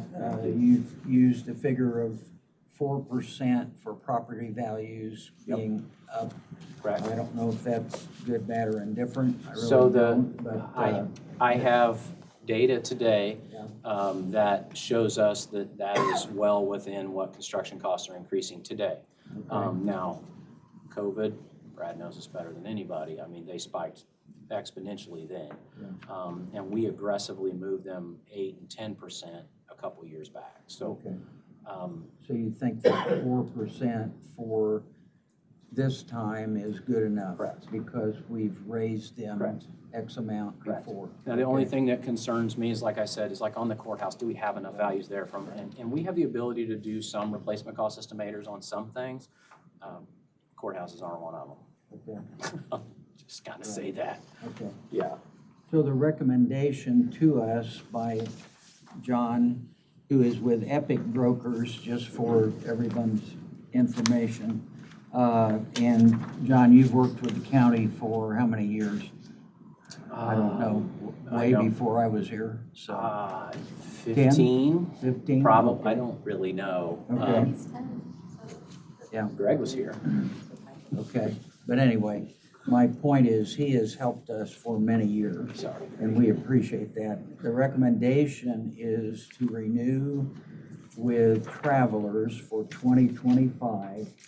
And then it's a recommendation that we need, I think, to take seriously. And that is to put this study committee together for looking at becoming self-insured in 2026. So we need to make sure that we get that done. And I guess I'd look to Todd and Mila, and we need to figure out who's on that in conjunction with you to make sure that's a good group to study that. I'll do all the work. I mean, I just need the sounding board, really. Yes, yes. That's what we need. Right. So the chair would either entertain more questions or a motion to approve travelers again for 2025. Move for approval. Second. Okay, any other questions? Hearing none, all in favor say aye. Aye. Aye. Opposed? Okay. And I'm happy to sit, as we make some progress with that with Todd and understand Yeah, the I'll reach out to, opportunities and challenges of self-insuring. yeah, I'll reach out to Todd and Mila, put some information together and let you form whoever it is that you want to do it. And then I don't think we need a huge group, but we need, Not too big. we need a few that probably will be involved, and we can talk about that. But thank you, Brad. Appreciate that, and thank you, John. Thank you. I appreciate everything. Denny, I'd like to serve on that from the council. Okay. Put Dave's name down. Thank you. Thank you. Personally, I do think looking seriously at self-insured for the county is the right way to go. Eventually, we're just not there yet, but I think we'll get there, hopefully. Okay, thank you. We have county attorney letter of engagement and county attorney contract to approve for 2025. That was presented to us. The county council attorney letter of engagement that if we approve this, then we will send it to the county council. And the county council intends to sign it. In emails I've seen where Mr. Wathan's already approved it. So Okay. I think we're good to go. Okay. The chair would entertain a motion for approval. So Move for moved. approval. It's been moved by Brad, seconded by Bob. All in favor, say aye. Aye. Thank you. And then our county attorney contract with Greg Sturwald, Witham and Youngs. It's identical to last year and the fees have not increased since before COVID. Move for approval. Second. It's been moved and seconded. Any other discussion? All in favor, say aye. Aye. Thank you. Thank you, Greg. Thank you. County Council credit card, Nancy Marsh. I see Nancy sitting over here. Do you want to come up here and tell us what's going on? I'm Nancy Marsh. Yes, we know. Former county auditor. We know that. I had been doing the county council and maybe even a commissioner or two's registrations, hotel over the years. And council really should be doing them themselves rather than putting the burden on the auditor. So I was asking for a credit card and I sent an email to the council members. I heard back from most of them, I think. I know the majority of them. So they were fine with me doing that. For that's just to get hotel reservations, which will make it tax-free if you use a county credit card. If you don't, you have to pay the innkeepers and sales tax. Nancy, my question to you, when you were auditor, and thank you for that, you were doing that, right? And you had a credit card. Auditor has a credit card. So Ann would have a credit card, correct? I assume? I assume. Okay. Feeling your way through this process too? And if you don't know Ann Stark, she's our new auditor for Hendricks County. So I don't want to complicate things or look like this is a mess, but I'm not understanding why the auditor wouldn't just continue to do that. And Because it's extra work for the auditor and the Yeah. council should Yeah. be doing the claim. I did all the council's claims. right. I just, I babied maybe the council Okay. a little bit. So, I'm sure you handheld them a Nancy lot. took good care of us. So, yeah. okay. My concern is if you leave the council, well, then it would be canceled automatically. I understand, but then the council, They won't know what to do. so They could I mean, learn. Okay. I don't know that I want to assign Ann that burden, but you dealt with that burden similar to what Mila is going to for the commissioners. Right. The problem is council only meets once a month. So that throws an extra wrench into timing for things. Question, Mr. President? Sure. So you're saying if we approve this credit card for the council, it will simplify the new auditor's job? Right, she would still do her auditor work. This is council work. Why wouldn't So we do that then? an auditor can go back to doing it if I left also, if no one on the council wanted to take that. And you are now a member of the county council. I have been sworn in. Yeah. The chair would entertain a motion for this if it pleases the commissioners to do this. Well, I'm not real sure. Can you just, Nancy, I know it's putting a burden on you, can you do it then from the council? Can you do what we're talking about doing here? Can you do it? That's what I'm, yeah, I would She's do it. offering to do I would that. do it. And not approve the $3,000 credit card? Is that what you're? So She's if we willing to approve- do it, but she can't book the reservation. I can't without use a my credit card. personal credit card, No. and I don't have an audit, my name will come off or is off already, the auditor's credit card at the end of the year, so. My hesitation is, He's doing what you just asked. Nancy did a terrific job taking care of the council, but at some point in time, Nancy's no longer gonna be on the council. Is another council person willing to step up, and we don't wanna issue 7 council credit cards. No, we don't. But at the same So time, where I you don't know go- that it's our purview to put the burden on Ann, and she's probably in an overwhelming spot trying to find her way through that job. But to me, on the surface, it makes sense to stay the same course for future, and let that responsibility rest with the auditor. But I think what the concern is how spoiled did Nancy really spoil the council? Well, I'll support whatever you two guys come up with. Ann's not saying much here to my right. No, and I understand. I don't Ann wanna has tons of put her- statutory duties. Yes. This I is not one of understand them. that. I understand that. But you have the credit card right now that was used and is gonna be used. Does it have your name on it? But it will have. Whose I don't name? know if they've Paula, we need your permission to make all these changes, and Mila provides a little letter type Yeah, thing. they haven't asked to change anything on the Okay. auditors. Well, so I I haven't thought don't about it because they're busy. possibly. Right. So, I have a card, had a card with Nancy Marsh. Is anybody auditor. going anywhere that we're aware of on the council within the next 2 or 3 weeks? Legislative conference, When is that? the first week of February. Are they signed up? Anybody I, know? Okay. All I'm right. signed up. What's? I'm signed up.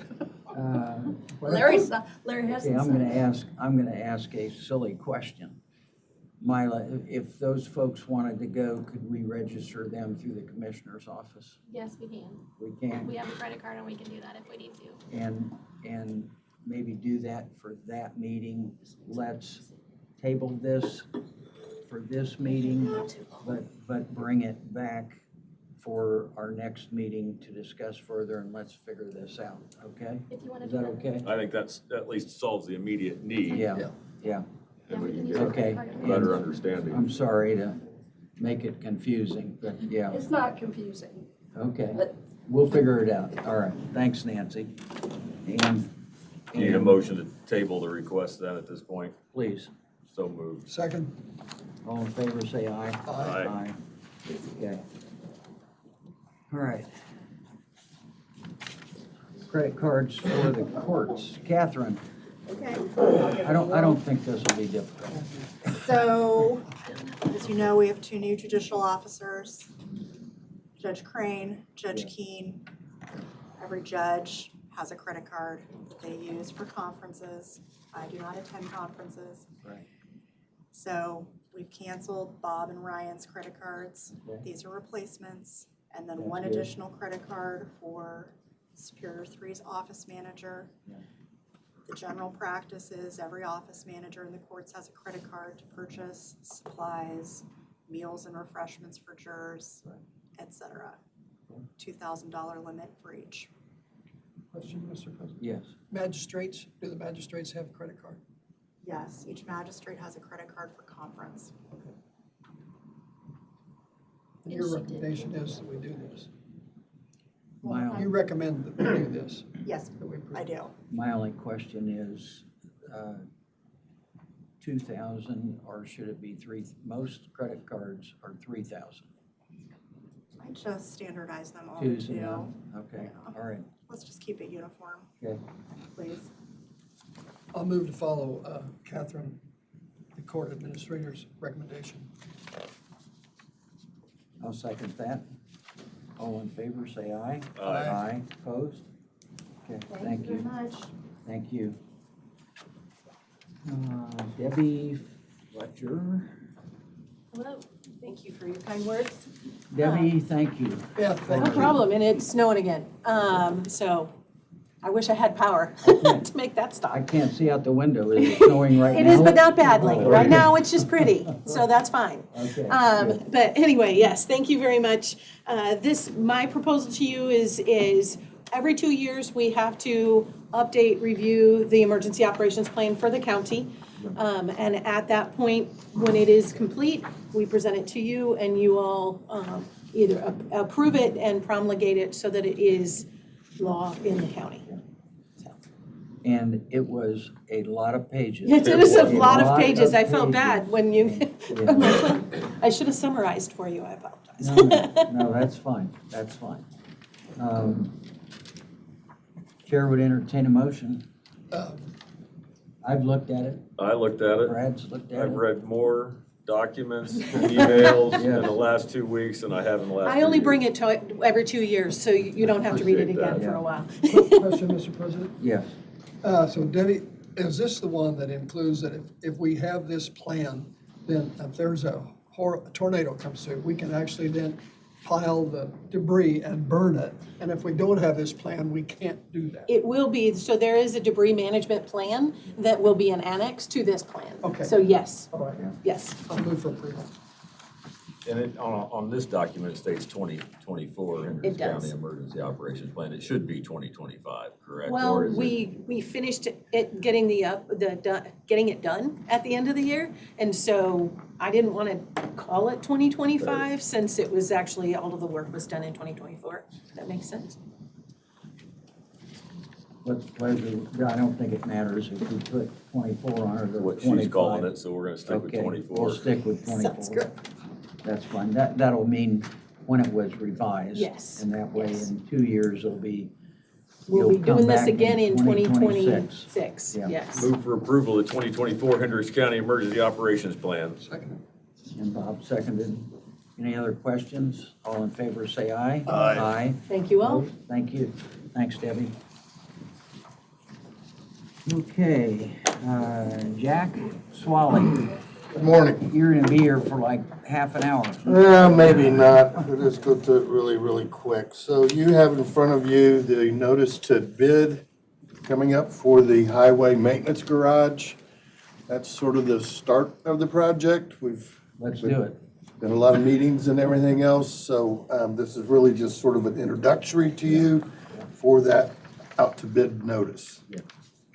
And that means that bids will come in when? Bids, February 25th. February right, 25th. yes. Okay. What's really cool about this new system will be, remember, we always say we don't accept anymore. That automatically closes at 10. Yeah, yeah. It Nobody says can electronically submit a bid at 10 o'clock right. Right.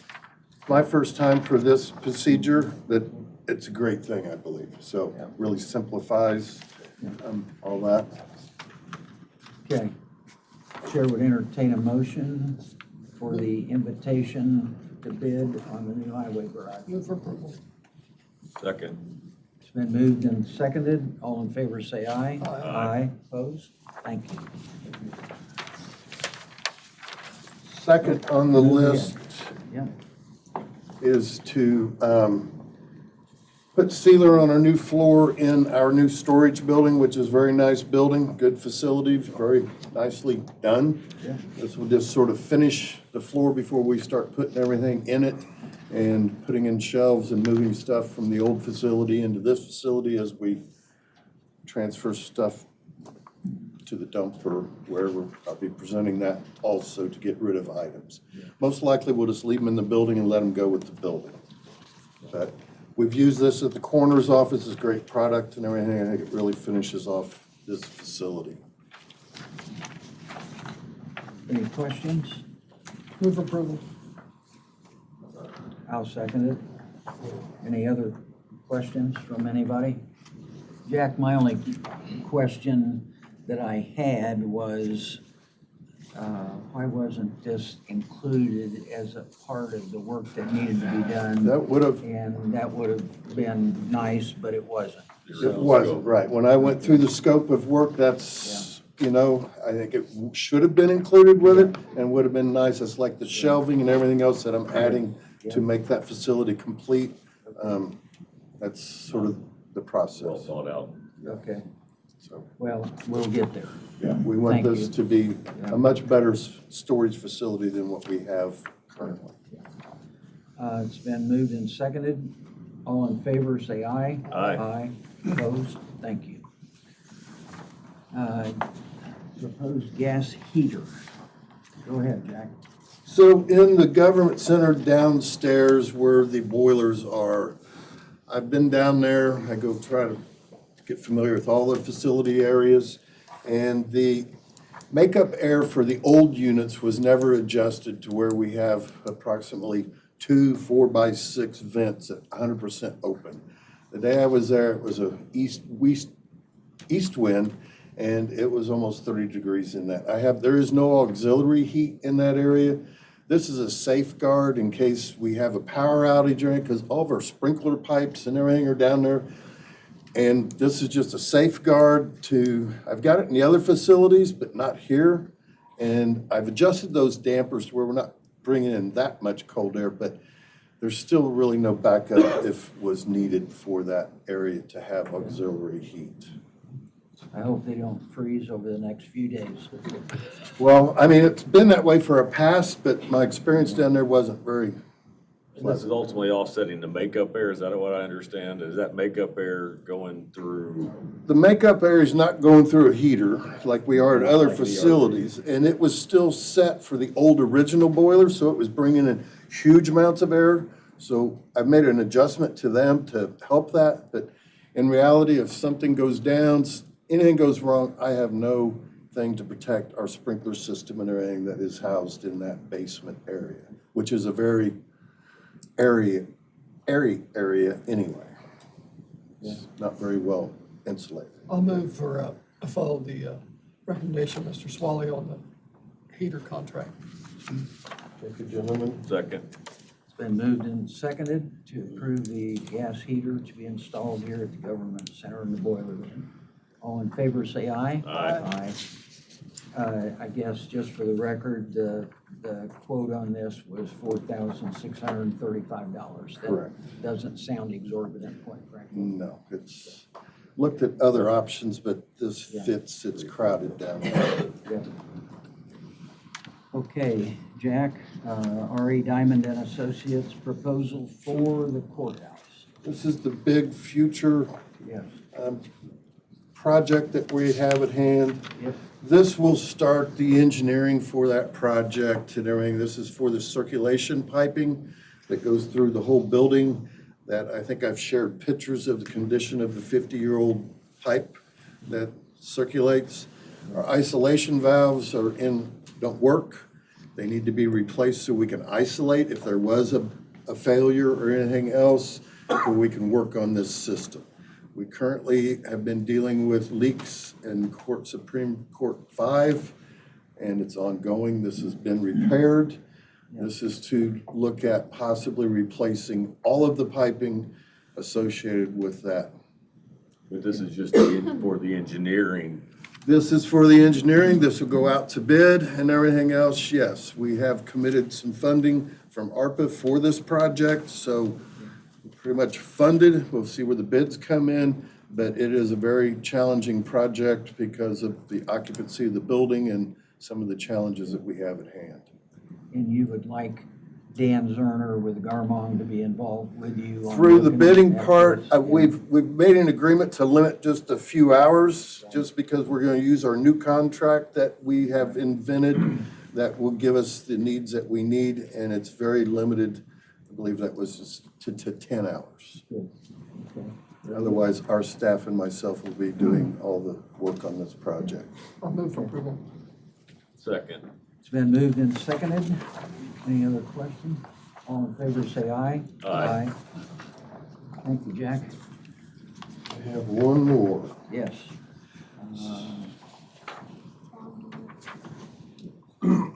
Fire door controller and motor replacement. Yes. As I've progressed through learning everything that's here, this building has fire doors that automatically close in case of an event and everything. Those are inspected. There's a process to make sure they're current. In our last inspection, we failed and have some issues. I was told, but I did not receive in time to present this because I believe we have failure with 2 doors, the same issue, but I have only received the 1 quote. So currently, that's what I have at hand to ask for the funding to take care of this fire door issue for this building. Question, Mr. President? Yes. So, Jack, you're saying $14,621 to fix 1 door? Correct. That is the motor, and I fully understand. The inspection, I was unaware, anyway, we are learning this as we progress, but the inspection brought this back in. We've had issues with the doors since I've been here, batteries, and they won't really operate, so we've made some maintenance changes to those, but currently, this one here has a sizable amount of work that needs done to it. So my question then is, you say you have 2 doors. Correct. So do we need to, can you fix both of them for 2 times this? So currently, I've reached back and tried to get that communication. I heard that through the grapevine that we had to, through Paul. But when I've reached out to them for the other one or anything else, I have not. So at this point, I'm presenting the one I have at hand because I really. Need more information. Yes, sir. Move for approval. Second. Any other questions? All in favor, say aye. Aye. Okay. Thank you. Goes back to kind of the timing of when we receive bids and people need to get it here at the right time and so on. So, yeah. Yeah, I didn't want to come and ask for we did something the I right thing. really didn't have the right things. Yeah. Thank you. Thank you, Jack. Thanks for all you do. Ryan, Good morning. good morning. We recently promoted Ryan Hoffman to Senior Park Naturalist. Would like to ask for a $1,000 credit card for the naturalist crew. Standardized request for them for programming, day-to-day operations. This is something that they have always had in the past, and I just want to continue that. And it's my understanding we now have to ask that commissioner's blessing for the bank, so. They did close off the other naturalist credit card, so this is just replacing one that they already had. This is not on top of what we've had in the past. It's just to maintain our existing line. Yep. Move for approval then. Second. Any other questions? All in favor, say aye. Aye. Opposed? Okay, thanks, Ryan. Thank you. Okay, Mr. Ayers, you're on for quite a while now as well. I'm gonna finish out Jack's half hour that he did. Right, yeah. No, you can't have it. Okay. First item we have is, backwards, a letter for Community Crossings grant. We're applying again for 25 for the Community Crossings grants from NDOT. We anticipate Kurt's put together a schedule of about $3.1 million worth of roads. We get, it's a 50-50 grant, maximum is 1.5 from feds, from the state, sorry, not the feds. So as part of that, we have to sign a letter of support from the commissioners for another application, which is due the end of this month. Move for approval. Second. It's been moved and seconded. Any other questions? All in favor, say aye. Aye. Aye. Opposed? Okay, so we'll sign that, or is that in this You should have document? that. Okay. Yeah. That'll be in here? Okay. Instead of kind of doing it through the meeting, I Yeah, thought that's we'll fine. just sign it That'd be fine. Everything's flat. so you guys don't run away. Okay, all right. Okay, John? Second item I have is Bridge 193, which is a federal aid project, 80/20 project we're constructing down on Greencastle Road or 1000 South, just east of 39. That's on schedule to be let in July, maybe August if we have some right-of-way delays, but the plans and everything have to be submitted to NDOT on what they call a ready for contract state in March. And if we don't have all the utilities actually relocated by that date, they need something from us certifying that if there are delays or things that generate more costs, that they won't be incurred by the project, they'll be incurred by the county. We're pretty comfortable that will be done before the letting date in July. We just won't have the physical relocation done before March. So that's what that letter says, that, but again, we're pretty comfortable they'll be done and out of the way by the time when the project actually goes to bid. Question, Mr. President? Sure. John, this is on County Road 1000 South. And you propose that, you project that it would be, when would the project begin? The bid date is July, depends on the contractor, early fall probably. It'll be a year, it won't be a year project, it'll be several months. Closed all through harvest then? But this is east of 39, so there's not a lot of Oh, ag traffic. okay, yeah, okay, got it. Yeah. Thanks for that clarification. Chair would entertain a motion to Move for approval. Second. move and seconded. All in favor, say aye. Aye. Opposed? Thank you. Second item is a request to purchase 2 new pieces of equipment for the highway department. Kurt's here if you should have any questions. We need to buy another trailer, and then also a force feed loader, travel loader.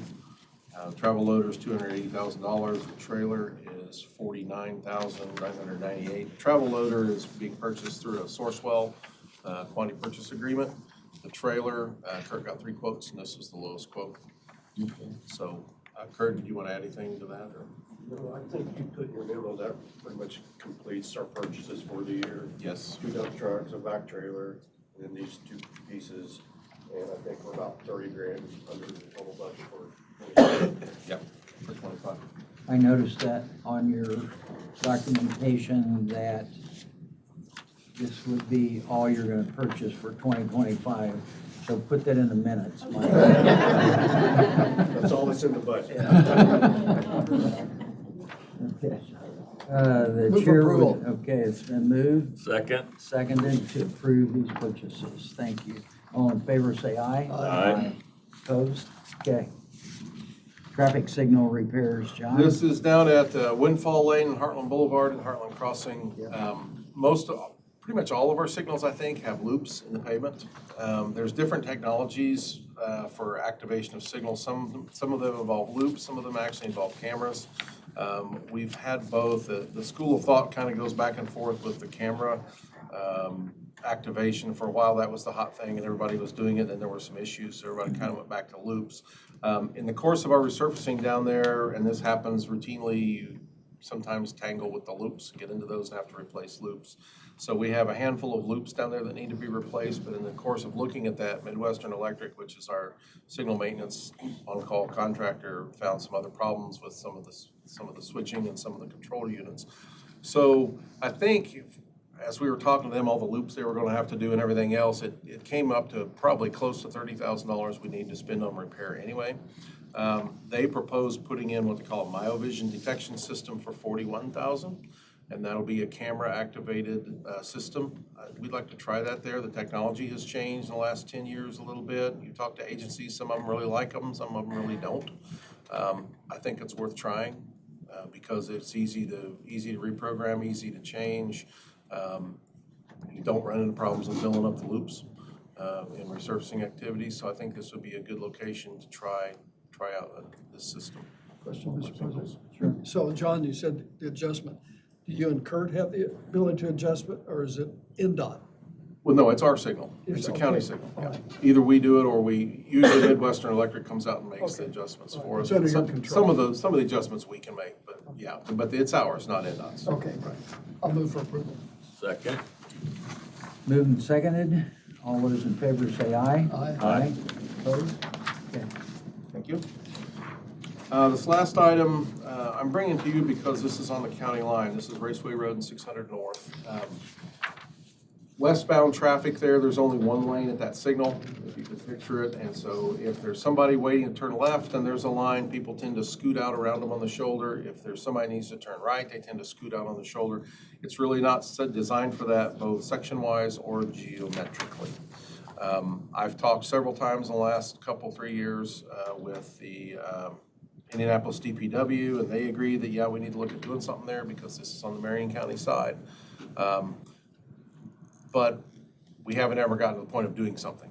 And the first step is to do a traffic study to see what we need there as far as a length of the turn lane, if it needs to be a dedicated right turn, if it needs to be a right through lane, what the configuration needs to be.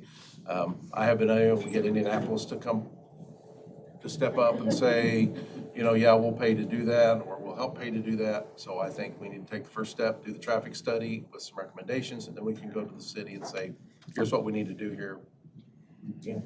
Will you participate? So that's why I'm bringing it to you, because it's on the county line. Normally for that price, I Move for approval. might not. Second. Moved and seconded. Is this typically who we've used for traffic studies? I've used them, yeah, this is traffic engineering. Chet's a local guy. We've used him I used him for small studies and things. A&F Engineering is really the other big traffic engineer. They've worked on some bigger projects for us, but Good. Chet's the one we use for a lot of smaller scale stuff. He's pretty quick and efficient. Good. All those in favor say aye. Aye. Aye. Opposed? Thanks, John. Thank you. Okay, Mr. Dombrowski. Comprehensive plan. Morning, Tim. I'm here with Adam Pieper, our on consultant up, on the Adam. comprehensive plan. He's hopefully connecting to the projector here. And we'll have a little bit of a presentation here to go over the process of the comprehensive plan and where we're at today and what we're asking you to do. So, County Comprehensive Plan governs the actions of the Area Plan Commission essentially through state statute requirements in order for us to have a plan and have zoning controls. We update that periodically. Took a little bit longer. Tim, hold on Yeah, go just a ahead. moment. I don't know if there's anyone in conference rooms 4 and 5 that one person, but if they want to come over here to our room, if you're here for this comprehensive plan presentation, feel free to come over. There's some empty seats available. And those of you standing up in the back, if you want to sit down, why, feel free to come up and sit down. The front row's open. We don't bite Sit on or the floor, anything. So, yeah, okay, sorry to interrupt you, but go ahead. No problem. So we undertook the process to update the comprehensive plan. How long? It was about. It's been about a year and a half. Yeah, summer before last. And took a long time to do that, but that's okay. That's an important need if the public engagement process takes longer than normal. It's an important thing to make sure that we take time for. Recently had the public hearing of the Planning Commission. Continued that hearing until December for the Planning Commission to come to a consensus. The plan that was originally drafted by the steering committee was requested to be revised by the Planning Commission. In December, I presented that revision and was asked, and the Planning Commission agreed 6-1 that was the draft to send with a positive recommendation to you all, the county commissioners. So this body adopts that comprehensive plan per state statute, which sets the goals and objectives for our code, our ordinances that you also adopt, the zoning and subdivision control ordinances. Those ordinances are the controlling ordinances. The comprehensive plan is a goals and objectives document. sort of like a mission statement or a vision statement that you would need to, in order to agree on a direction. So we're here with a recommendation from the Planning Commission for the latest draft of the comprehensive plan, which is sent to you. Bob and Brad should be intimately familiar with that plan and the process. Denny, hopefully I've kept you abreast of what's been going on and where we're at today. I know it's a big document and you've had a lot to do in the last couple weeks. So if you've got any questions, if we want to go over anything, please feel free to ask. I'm just going to go over a little bit of, I think, really just this last portion of the plan that's taken place in the last couple months. So the future land use map is really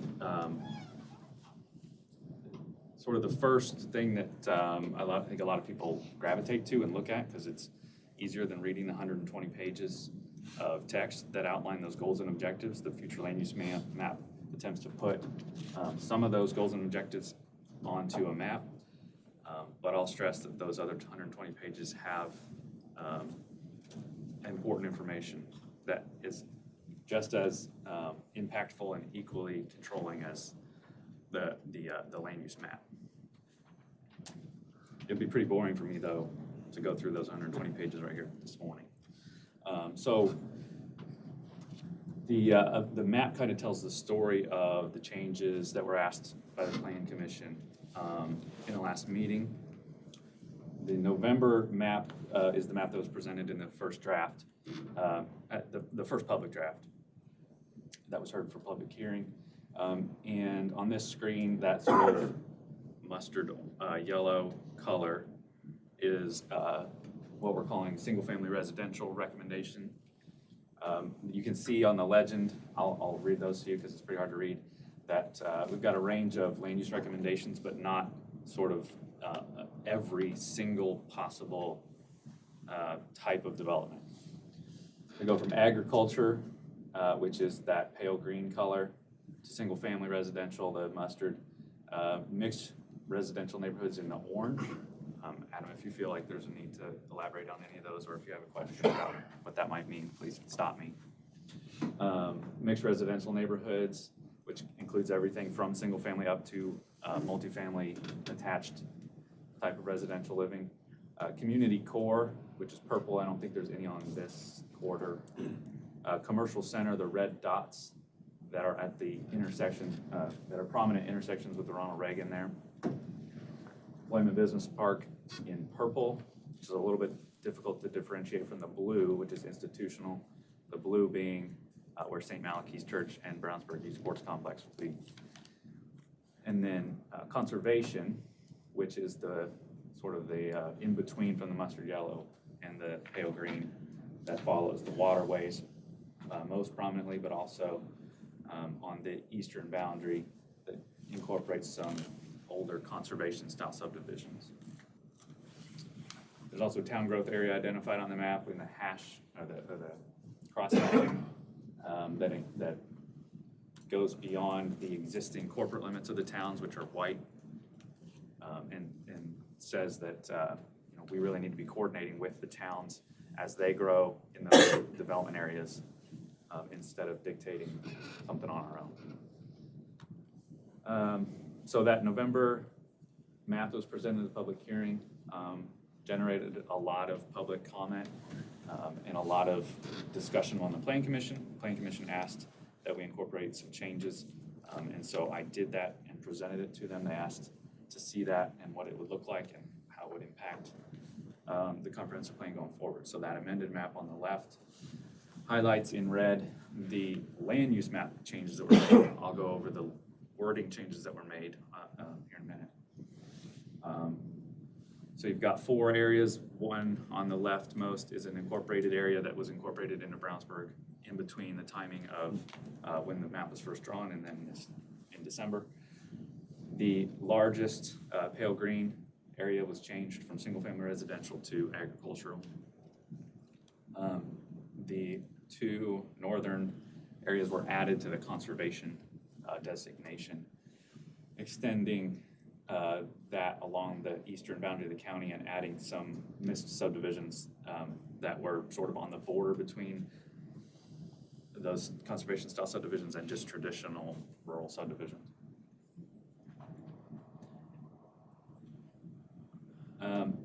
The language changes are in here as well, but I'll go ahead and just kind of summarize my thoughts on the change. And then again, if you've got any questions on anything else in the plan or these specifically, I'm happy to talk about it. I'm gonna go from right to left, I'm sorry if that bothers anyone else's brain like it does mine. But from November, the original plan that was presented, it really capitalizes on the investment of the Ronald Reagan Parkway that goes through that area and has been planned to since before I was here. That those investments in plant infrastructure have always been thought of as an opportunity for commercial growth. It was on the last comprehensive plan, and it was identified in the Ronald Reagan forming documents as an opportunity. It increases housing. We need housing. It's a major, major, major issue, not only here across the country, it's affecting everyone in big ways. It reflects the single-family residential uses that surround. So the plan really is just an extension of that growth pattern of those existing subdivisions as the infrastructure moves north and east. Development, this last comment, or this second last comment, is really more of a general comment that development drives the infrastructure improvements. That's just a natural pattern of how we do things. We don't improve the infrastructure first. We do it as development comes and as the investment is there before us. That's just how we've done things. But the drawback of the plan is that it's not, what we heard in November is that it's not viewed favorably. There was a lot of negative public feedback on that plan that was presented for public hearing. So the amendment, some pros and cons to the change, and I'll say right here and up front that the change, in my opinion, has positives and negatives, okay? I'm not gonna tell you which one to pick, that's your job, but I'll tell you the positives and negatives, the drawbacks, it's more nuanced than just yes or no, which one's better, okay? The new map includes more areas with conservation. Conservation areas have their value by protecting areas that are adjacent to the Eagle Creek conservation area. But we do a lot to conserve clean waterways and natural habitat for species, endangered species in that area that is identifying, Eagle Creek, the Eagle Creek area is a valuable natural asset. And even the Department of Metropolitan Development from Indianapolis contacted me just to reiterate that, even though they acknowledge that it doesn't extend into Hendricks County that much. The plan does identify many goals that were identified with the steering committee and plan commission of preserving large agricultural areas and the viability of ag operations. Recognizing the value of ag is big in the plan. Ag as a productive land use and not just as a placeholder is a theme of the plan. So this new map does recognize that. But if the area is to remain agricultural, it does stymie that opportunity to improve infrastructure in the area that I identified with the other plan. Something that was identified in the meeting was that a lower density development pattern is more expensive from public resource standpoint. It consumes more resources. All the public resources, police, fire, infrastructure, road maintenance, those things cost more per person on a lower density development pattern. So from a land use standpoint, I am going to advocate to you for a higher density pattern because it's more sustainable from a county health standpoint. But it does respond to that public input, which I will also advocate to you that public involvement and input is very important to what we're doing here. And it's, you need to balance that with everything else that's going on. I can go over more with the language that's been added as well. It goes along with the map. It supports the map changes, but also identifies some more broad topics and goals. It's in red here, if you can differentiate where black and red goes into. But you've seen this. If you have questions on this language, I think that might be a better way, more productive way to go about this, unless, Adam, you have anything specifically, instead of going, just reading through everything. No, again, I just say, obviously, like Tim said initially, one of the first things a lot of people do, and certainly from a planning commission perspective or as a guide to decision-making, is look at the future land use map. Like you said, the plan is a lot more than that, so each of those colors on the future land use map has a description that corresponds with it that gets to some of the character or additional considerations, whether that be from an infrastructure standpoint, that go with those. And again, that map is a long-range guide. Just because an area is classified for a potential future use doesn't mean that can happen tomorrow, right? One of the key themes of the plan is directing new development to areas where it can be supported by infrastructure to then largely preserve agriculture areas elsewhere. So again, just that kind of timing and needing water, sewer, transportation infrastructure in accordance with or an ability to support a lot of the recommendations that are seen on the map. So this is the definition that corresponds to the agriculture classification and how it was amended after the November hearing. There's also some language specific to the Ronald Reagan corridor through Brown Township. That was, everything in black was there in the original public hearing draft with discussion through some of the community leaders in that area. We came up with some language amendments to add to that I felt still accomplished the goals that the steering committee wanted to, but also respected what the public was telling me. So this was my attempt at sort of a little more of hands-on change from that. I could drive, I suppose, to say it that way. I think that these language changes are productive. I think that while they do inform the map and describe the map, I think they could go along with either version of the land use recommendation map. Does that make sense? Is there anything else? A few things we just wanted to point out, some of the other language in the plan that's more general that also goes a long way to supporting the goals that we feel are protective of what the residents want to see. Just things like balancing quality and affordability. We talked a lot about, yes, we need housing, but it can't be at the cost of residents and landowners and the county generally. We do identify that there needs to be an ask of quality when we're asking for, or when we're looking at development proposals. Like Adam said, infrastructure availability. Just because the map shows a certain color doesn't, we're not taking a right turn here on the highway that we're currently on, or that have been on for the last 15 years. We're making some adjustments to the plan, but we're still the same county we were yesterday. We still have the same infrastructure availability that we had yesterday, still same land availability, still the same zoning ordinance and subdivision control ordinance.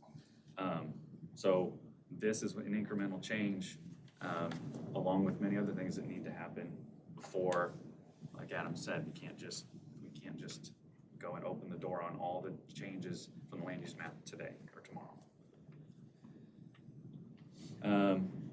Also diversifying the housing supply, something that we have seen as a productive trend across the country, something that we need to address here, is allowing different types of housing, diversifying the stock, makes our housing supply more sustainable, more resilient, and more affordable. Just the general comment.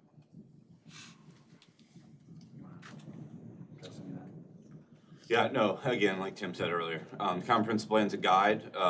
In Indiana, if you want to have a zoning ordinance, you have to have a comprehensive plan first that should, again, inform what those specific ordinances and laws become. So it provides that policy basis. And hopefully, you know, we've created something that's useful in aiding decision-making.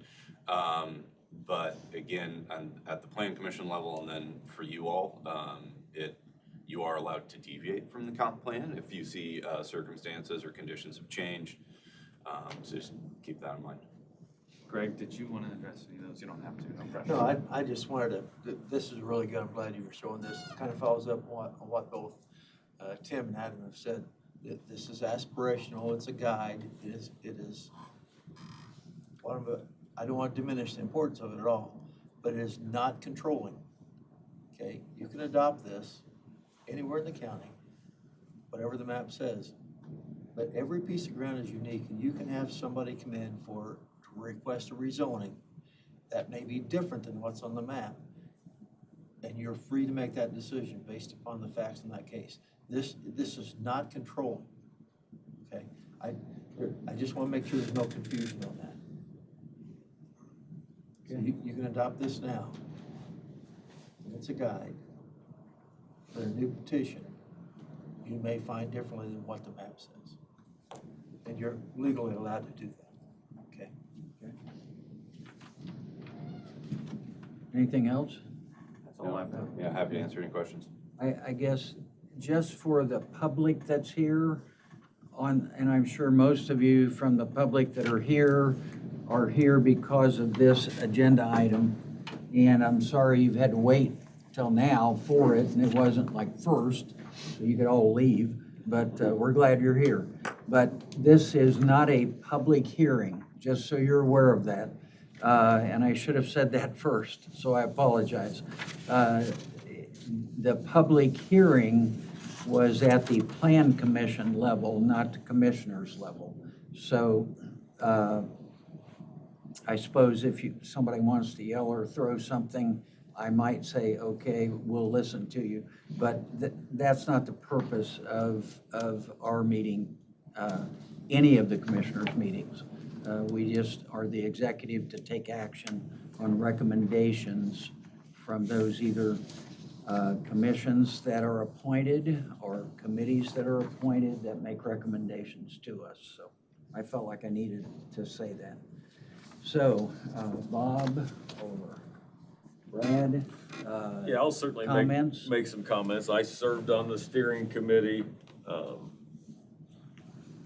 I felt the final draft that we delivered to the Plan Commission was a great piece.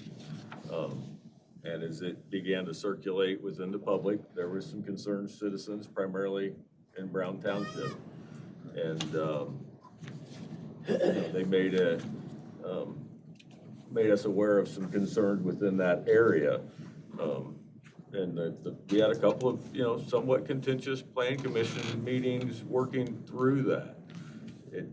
The Plan Commission charged Tim with trying to thread the needle. And he ultimately made some land use map changes, made some text changes. I was the sole nay vote at the Plan Commission level, sending it here, and I still hold that position today, primarily from a land use standpoint. There's plus or minus 1,000 acres in Brown Township that in our our current comprehensive plan that we're operating under that was done in 2006. Right. Those acres, that land is, from a land use standpoint, marked as single-family residential. We're 18 years later, and the thought of changing that land use to ag, I can't become comfortable with it, knowing that the land, from a proximity of location is relatively near the town of Brownsburg and certainly near Metro Indianapolis. It's a likely place that we're going to see development. We have sewer near. So personally, I can't accept that land use map. I could accept the conservation changes. I could live with the text, but I will be a no vote based on the land use map. So, Tim, the amended version is the document that passed favorably out of the Plan Commission. Correct. No, and that only applies to non-incorporated areas in the county, that the municipalities, whether it's, Amo or Brownsburg, if it's annexed, then this does not govern what they do, right? Well, there are incorporated towns that participate in our plan commission, like. Yes, some of the smaller, yes. Yeah. But Brownsburg, Avon, Plainfield, Pittsboro has their Pittsboro, own. Danville, Okay. all have their own planning and zoning jurisdiction. Clay. And listed. As, I guess, some comments I'll make. I don't know how many years ago it was developed, 20, maybe 25. The Ronald Reagan Parkway plan was put in place to eventually connect 70 with 65, which is in Boone County, but at least through Hendricks County. And we are in the process now of trying to get that completed. And so that is underway. And hopefully within the next, I don't know how many years, depends on how we can scrape up the money to do it, but we're going to extend not only from where it ends now at 750 North in Brown Township, but clear up to 1,000 and then hopefully up to Boone County. So that plan has been in place, and you commented on that. I understand that. And then, Brad, you just commented about sewer. So the Hendricks County Regional Sewer District is currently in the process on the east side of the Ronald Reagan Parkway going north of putting in sewer that will extend all the way up.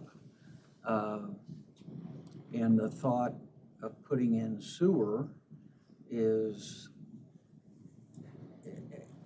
I'm just gonna make a statement, I'm not gonna say that's my opinion, but this, or my thought process, but when you put sewer in, it means somebody's gonna connect to that sewer.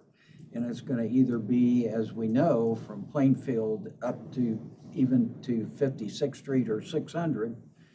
It's been a bunch of big boxes and other type of development along there, residential as well, and so on. So if it remains just agricultural, no offense, we need that. But that means, why are we putting in millions of dollars into sewer to run up there? So that's just a comment, a thought, and so on. I suppose the same with water. You could say that the same way. Greg, I appreciate your comment that you made about this body, the commissioners, the three of us, working together and talking together, thinking things through. If we approve, as I understand what you said, if we approve the amended plan as presented to us today, that doesn't mean something could come back through the process we have in place, Plan Commission, recommendation to the commissioners that we could approve X or Y or Z. This is not controlling. This is not controlling. That's the word you use, controlling. It's a guide, it's aspirational, but it is not controlling. It can't be. I mean, you can't be that precise all over this county. But at the same time to that, there's a period of time where that, in my opinion, is more valid. And if there's a possibility of development in the near future, right, and we're aware of it, and we choose to change the land use map, I disagree with that. With it not being controlling. Consistent. Okay. That's a Yeah. path of least resistance, I guess, and I don't embrace, conflict, but I would rather deal with it now than 6, 9, 12, 18 months, and it would look poor. I would think it would be poorly viewed upon the county to accept that land use map change. Adam, I'll put you on the spot a little bit. Sure. To make, and not Tim, who's kind of here all the time. You can come and go, Adam. You can say you're tired of me. Tim stays. You can say you're tired of me. That's okay. But, your comments about all of that. Yeah. So I'll say, obviously we tried to facilitate a process and put forth a recommendation from what we heard through community engagement efforts, what we heard from talking with other county staff, leaders, and subject matter experts, and we put forth a recommendation that and part of that was the map that showed this area or classified it for potential residential development. I think we certainly stand by that recommendation. At the same time, I also respect the community concerns and the input that was provided through the Plan Commission, and I certainly respect the Plan Commission and their job as appointed officials to make a recommendation to you all. I would say, again, I think the residential development recommendation for this area checks a lot of the boxes for other things that, or for things that came up in this process. Some that Tim referred to again, increasing housing supply, like I said, directing development to where it can be served by public utilities. And again, there's obviously some inherent conflict or some competing goals in the plan. We can't say protect agriculture and build housing, right? There's a little friction there. So how do we balance these multiple interests? And that was our intent. Again, I think not to totally punt on it, but it becomes a community kind of value and vision discussion at this point. And we're happy to, again, make additional changes if they're needed or warranted by you all. Mr. President, if I might, John and I had a conversation, because I have, for a long time, disagreed with the plan on the Ronald Reagan Parkway allowing access every half mile. And John very graciously said that we could look at that. And that has an impact on these things because, for instance, County Road 200 North, there could have been an access road, a frontage road put in that would have made traffic move much, because this thing is originally designed to take relief to Interstate 465 on the west side. And it's not, it's turned into just a county road stop every 10 feet. But we can help adjust that. I think if we look at that and decide, but you have to work through the municipalities because they have so much annexation in there. So you could have access every 1.5 miles instead of every half mile, which would have some impact on this. Are you ready for a motion? I don't know. Are you ready for a motion? I'll listen to anything. Okay. I'll move to accept the amended plan. Okay. So it's been moved to accept the amended plan. Is there a second for that? I'll second that. Any other discussion?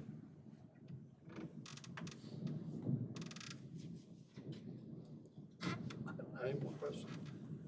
Nor comments. Any further discussion from the two of you? Not for me. No. Another question I have then, with the motion on the floor in a second. This is an amended, this is a comprehensive plan for Hendricks County, not just Brown Township in the northeast part of the county. This is for the county. Did most of the comments, I guess, that were received come from the northeast part of the county or from around the county?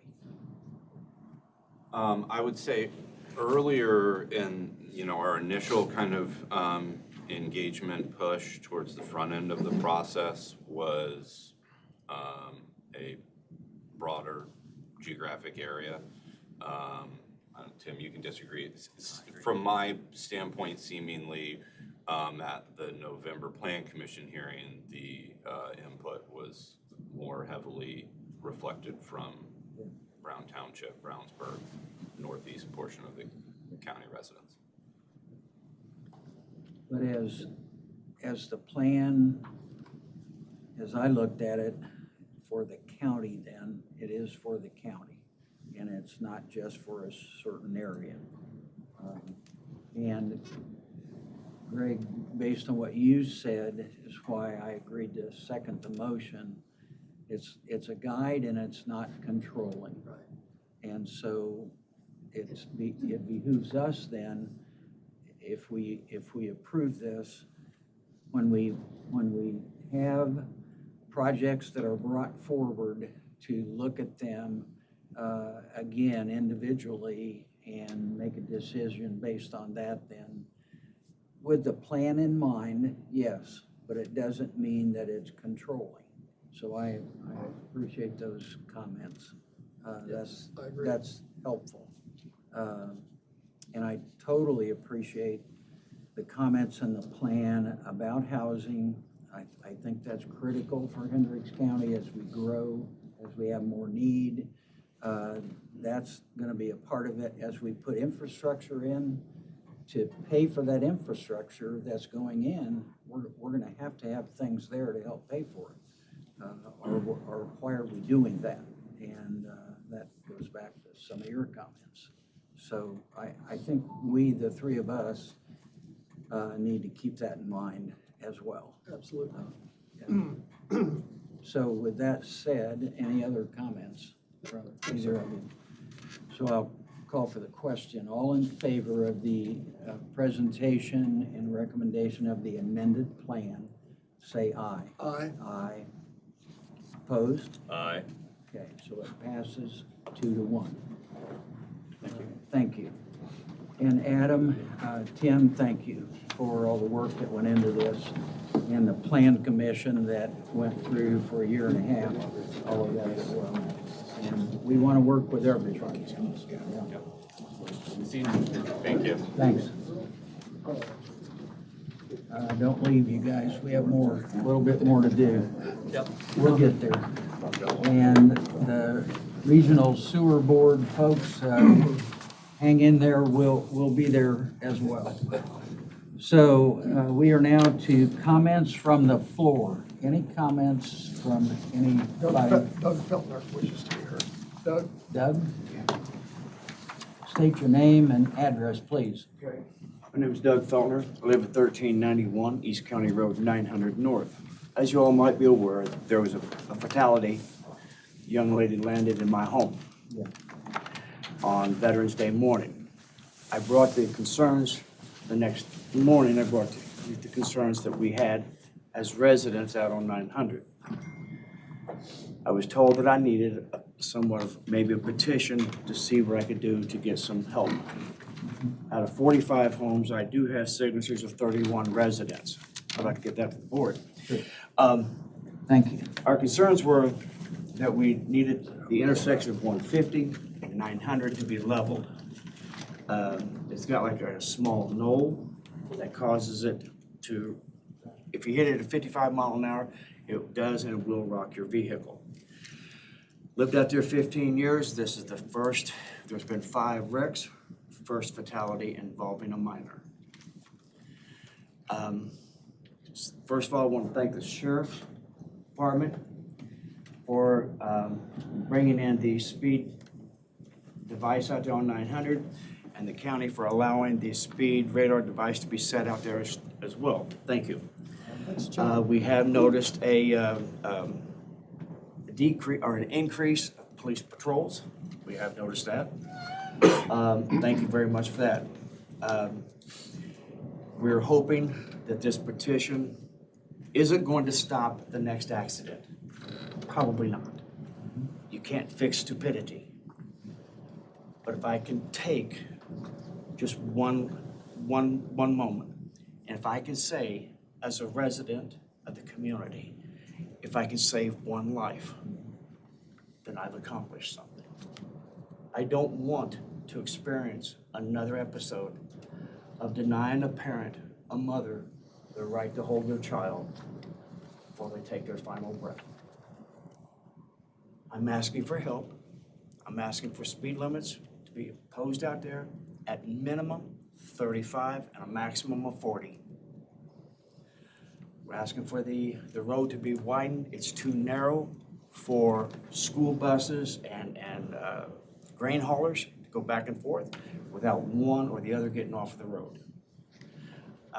If you measure from just blacktop to blacktop, not chip and seal to chip and seal, the road's 16 feet. Your average school bus is 9 foot wide. Therefore, I think that in asking for a foot, both sides, I'm okay with giving up a foot of my property to allow the roads to be widened. And I think in talking to some of my neighbors, they're on board too as well. We're talking about 90 individuals. If you talk about 2 school buses passing one another, you got 2 bus drivers and 44 children. If we could avoid the next accident, it would be appreciated. Thank you. Thanks, Doug. Yeah, thank you very much. Just to comment on that, I was up there too and talked to him, and we collected some traffic data and completed that in early December, so I'll be coming back to you with some recommendations on Okay, good. changes we need to make. Thank you. Any other comments from the floor? Yes. State your name and Mike address. Starkey, Brownsburg. I just wanted to let you know that the farmers are capitalists. We are a multi-million-dollar business that we have. And what we bring to this county is lots of dollars, not only property taxes, but who we purchase things from in our county. Along with that, we do not increase a need for extra police protection or fire departments or road construction, so on and so forth. We're there to run a business, and we're a business that runs, as capitalists. That's all I want to say. Thanks. Thanks, Mike. Any other comments from the floor? Okay, thank you. Elected officials, any elected officials in the room that would like to make a comment?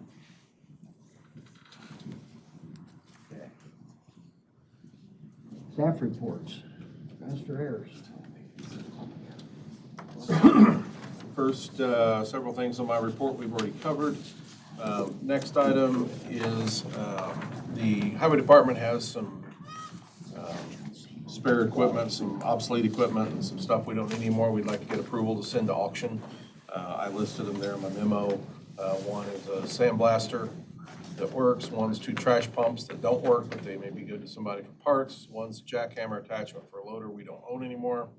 One's a portable pressure washer for parts. We need your permission to send those to auction. I would entertain a motion to. So moved. Second. All in favor, say aye. Aye. Aye. Okay, go ahead, John. Next item has to do with local road safety plan. I'm gonna let Kurt come up and talk about that a little bit. This is something Kurt's been working on for some time for the county, and he's been working with other members of the county. Is that the outline, Kurt? Kurt? Thanks, John. Is that this? Oh, you already gave it to him? No, I haven't yet, but I won't hand them around. Okay. Yeah, I think I got enough for everybody.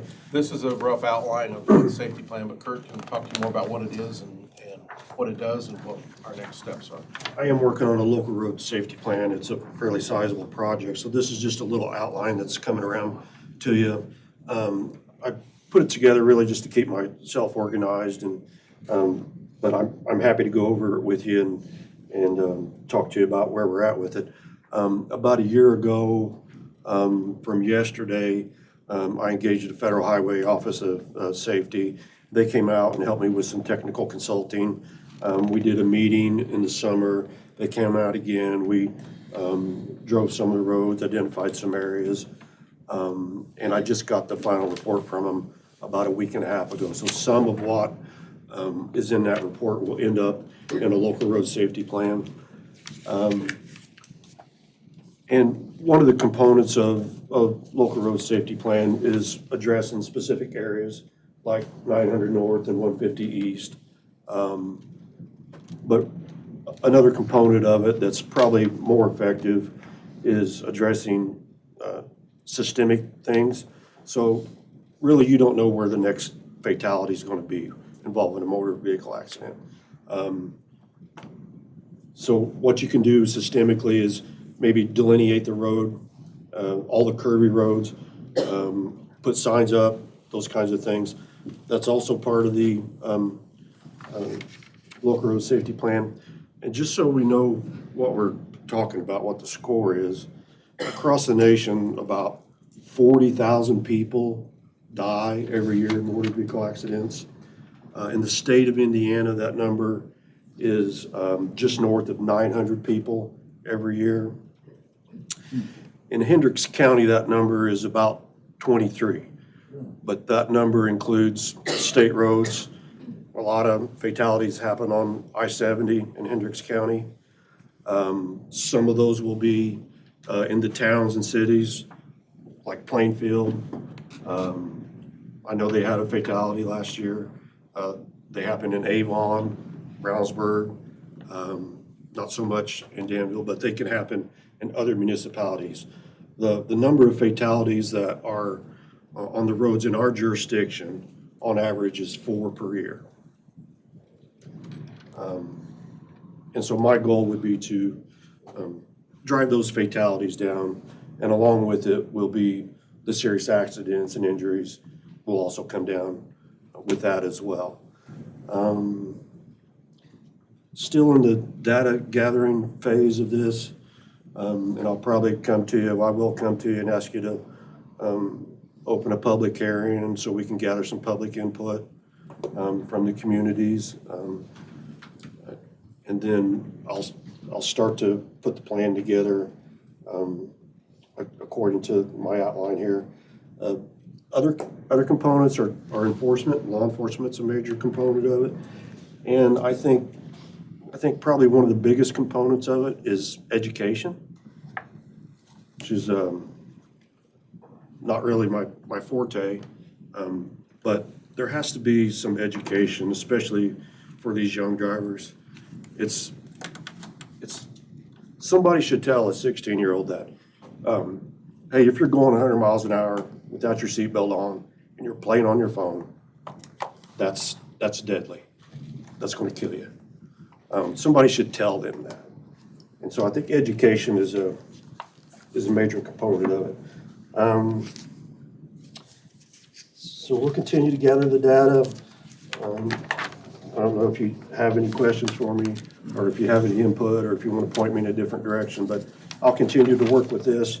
I've already had good input from other departments in the county, the sheriff's office, the EMA, the Parks Department, the Planning Department, Engineering Department.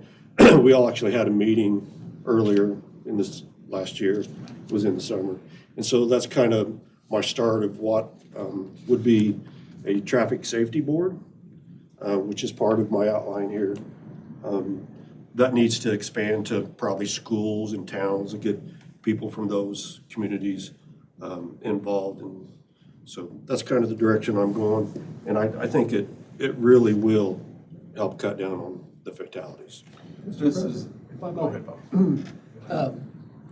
Kurt, this is a great idea. Would this include what, after Doug presented 2 or 3 months ago, John received a text that in one county, they're already talking about agriculture cutting back on their, so you have the line of sight is better. Is that going to be included? Because I would advocate for that. It could, yeah. So it could, yeah. This plan can include whatever we want. The format and the process to come up with this is not a lot different than the comprehensive plan that Tim just presented to you. It's a similar process, but I really think it will work. There's a lot of components of this that can be utilized, and that's one of the areas that we can look at. And as an aside to that, Hancock County has an ordinance that addresses that, and I've got a copy of that. And then also, there's been a bill introduced in the legislature addressing that also. Really? So that's one of many things we can do, and this is the technical assistance document that the Federal Highways consultant helped us put together for us. And it identifies, like Kurt said, specific locations where we know we have issues, specific road segments, but then also bigger picture systemic things we can do by identifying the types of roadways and types of intersections where the most accidents occur, so that we can go through the county and look for those types of spots where maybe there hasn't been accidents before, but are ripe for that sort of thing happening, and address those on a systemic basis. And I can forward this to you. I didn't figure you wanted to print it out, but if Brad's looking for more stuff to read, I can email this to you. Couldn't that be put on the web so that we could look at it that way, rather than a paper copy, and Bob will get the paper copy? That's fine. Yeah. But if Brad or I want to look at it online, we could do that, if that's appropriate. That report turned out fairly long. It was longer than I had anticipated. Looks like it. And I really want to keep the local road safety plan brief. Yeah. Because what I found is if you make these long plans and it's 150 pages long, it just gets stuck on a shelf and collects dust. I really want this to be something that, if it gets put on the shelf, you can pull it down real quick and look and say, here's what we need to be doing, and make it useful. It's a guide. Yeah. It is a guide, but doing it this way in-house, I think, makes it more specific to what Hendricks County needs. Very good. What are your questions? Agriculture needs to participate in this heavily, about getting it out of the way of traffic, of pullovers, of cutting crop back. We need to participate in this. Okay. Thank you, Kurt. Thank you, Kurt. Thanks, Kurt. John, go ahead. Couple updates there. Excuse me a second, John. I'm sorry, go ahead. Am I understanding this, that you guys are open to having the farmers cut back on, like an intersection, let's say? Are you guys proposing to have the farmers cut back at let's say, a four-way intersection? Let's say that you've got a cornfield on all four sides. Having the farmers cut back, let's say 25 yards, if that. I don't think that the farmer's gonna lose that much. I mean, you know, if anything, maybe what, a bushel and a half, I don't know. But maybe the county could offer. We can take that into consideration, and they will look at that. And that's what we're talking about when we say the corn cuts. That's exactly what we're talking about. Thank you. And John, I'll help you out with this one, unless one of the other two want to do it, but I can continue to look at those statements of qualifications. Unless, Brad, you want to do that, or Bob? You're fine. You'd be great, Okay. Denny. All right. I'll bring the bridge inspection ones up to you, and we'll have some more here in a week. Okay. Lucky you. Okay. One thing I got late last week and wasn't able to get it on the agenda was a right of entry for construction. This has to do with a culvert we're replacing. It's actually on a county section of road, but the town owns on both sides, part of one side and all of the other, Plainfield, yes, because of land they acquired from the airport. And we talked to them about buying right of way, and they really don't want to sell right of way, but they'll grant us a right of entry to do what we need to do. And so they came up with this document. Greg's reviewed it, and he's comfortable I with would it. entertain a motion to approve that. So moved. Second. It's been moved and seconded to approve this right of entry waive with the town of Plainfield. All in favor, say aye. Aye. Opposed? President's signature on Okay. And the town is negotiating all the bat mitigation requirements there too for us. So I'll give them a lot to let them do that. Good. You can go right ahead. Just two more updates there. We do have a hearing tomorrow night at the Danville Plan Commission for our development plan review for the highway facility, and then a BZA meeting next week, same project. Do any of us need to be there tomorrow night or not? I'm gonna be there, the architect's gonna be there, I suspect Dan will be there, I don't know, it wouldn't hurt for one of you to be there, I don't know if it's required or not, so it's up to you, I would say. I don't think I can, but and that's at what time? 7. Seven. Right. And then one note on item 12 there, you'll see that Judge Smith ruled against us on the property taking portion of that trial. Just a comment there too, I don't know if Parmalee's still listening or not. Traveler's insurance does not cover takings. So any actual cost that we have to put out to acquire that property from them as ordered by the judge has to come from the county. Travelers, they called me yesterday to make sure we knew that. Now, they did pay for the defense, and they'll pay for the damages portion, whatever that settlement ends up being, but they will not pay for land taking. John, am I saying that right? Okay. So, and she said that's standard in all their policies, they don't. Okay. So I said, she wanted to make sure that you were aware of that, so I said. Okay. We're aware of it, thanks. Okay, I was disappointed, but I understand. Yes, yes. Did you have anything for me? I know we got, I think we didn't get, I know one complaint we got about snow clearing, and just to comment on that. You know, we authorize the use of individual contractors to plow subdivisions. We have 199 subdivisions, and we just can't get them all.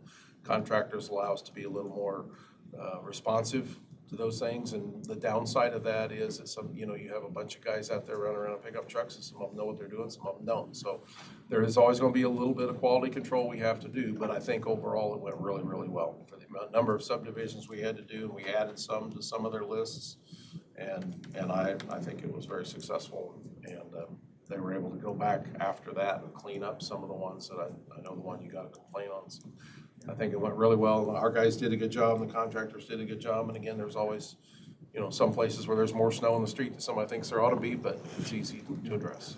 Mr. President, and I received one complaint, and I forwarded it to John. It was about southwestern part of the county, Clay and Liberty Township, that the drifts were worse. But John said Kurt had already mobilized 2 V plows to work, and then I told Phil I would pass it on, and it sounded like you got it done, so thank you for doing that. And 775 miles of road, I think you did really well. Yeah, better than Indianapolis, apparently. Good. From what I hear. Okay. John, are you done? I'm done. Todd, anything? In my report, most of it's informational. There are 2 items that I need direction from you on. One is item number 2, which is the space study meeting. A group of us met regarding the space study, and Eric Wefflin presented what he had done up to date. He would actually like to schedule a meeting with the Capital Improvements Committee after your next commissioner meeting to discuss it with the Capital Improvements Committee before proceeding to actually a regular meeting with you. January 28th is the date of that meeting. You do have a Board of Finance meeting directly after that, so it would need to be later. If you so approve, then Mila and I can set up a meeting room and get the information out to the people it needs to get out to. You okay with that? I think it's important. Okay, let's do that. I do have one question. Is it just the committee then, which was only one commissioner, correct? Correct. The committee, okay. Well, if we put 2 commissioners, we're obviously gonna have to advertise. We'll have to do it as a workshop or something Yeah, then. do it as a workshop, yeah. So you'll just have to let me know if it's only just the committee or if more than one of you wants to. You want all 3 of us to be there? Bob, you want, Brad, okay, let's Do it as a workshop. go with the whole thing. Okay. And that'll be after our next commission meeting. Yeah, following the Board of Finance meeting, right after it. Yeah, especially when it gets to us in a regular meeting. It'll be like an executive session then or something. No, workshops are open to the public. Okay. It's basically a discussion forum. You can't take any action, but you can discuss whatever's there. All right. Go ahead. The other item, which is item number 7, it was the AT&T letter of support. Yeah, I would say no on that. We don't need to do that. And actually, the input I've had from talking to a few people, broadband is all over the county pretty much now, and even AT&T is all over the county as well. So, yeah, I don't think we need to do that. Hope you're okay with that, you guys. Okay. Thank you. Thank you. Jack. You've got like 30 seconds. That's not a good start. You have my staff report. If you got any questions, let me know. So I think we covered the boiler room, the courthouse, the auditor's office, the highway garage. The biggest thing that I had a challenge with, and I just noticed how many letters is in the word snow. But yes, we did our first snow event with our contractor and everything. We had our little hiccups, learning curve we discussed, and it was a sizable snow event. We don't have what John has to take care of, but Yeah. everything was addressed and it was a lot of snow. Yes. And we're getting more. I haven't. Yes. But, yeah, doesn't look bad. Questions? Anybody for Jack? Thank you. Thank you, I made the time. Thanks for all you did. Where else are we? Aaron just texted and said that after your next meeting, you guys have an HRH meeting as well. I'm not sure who all attends that meeting. Do we? Hold on. She's back there. Let me look.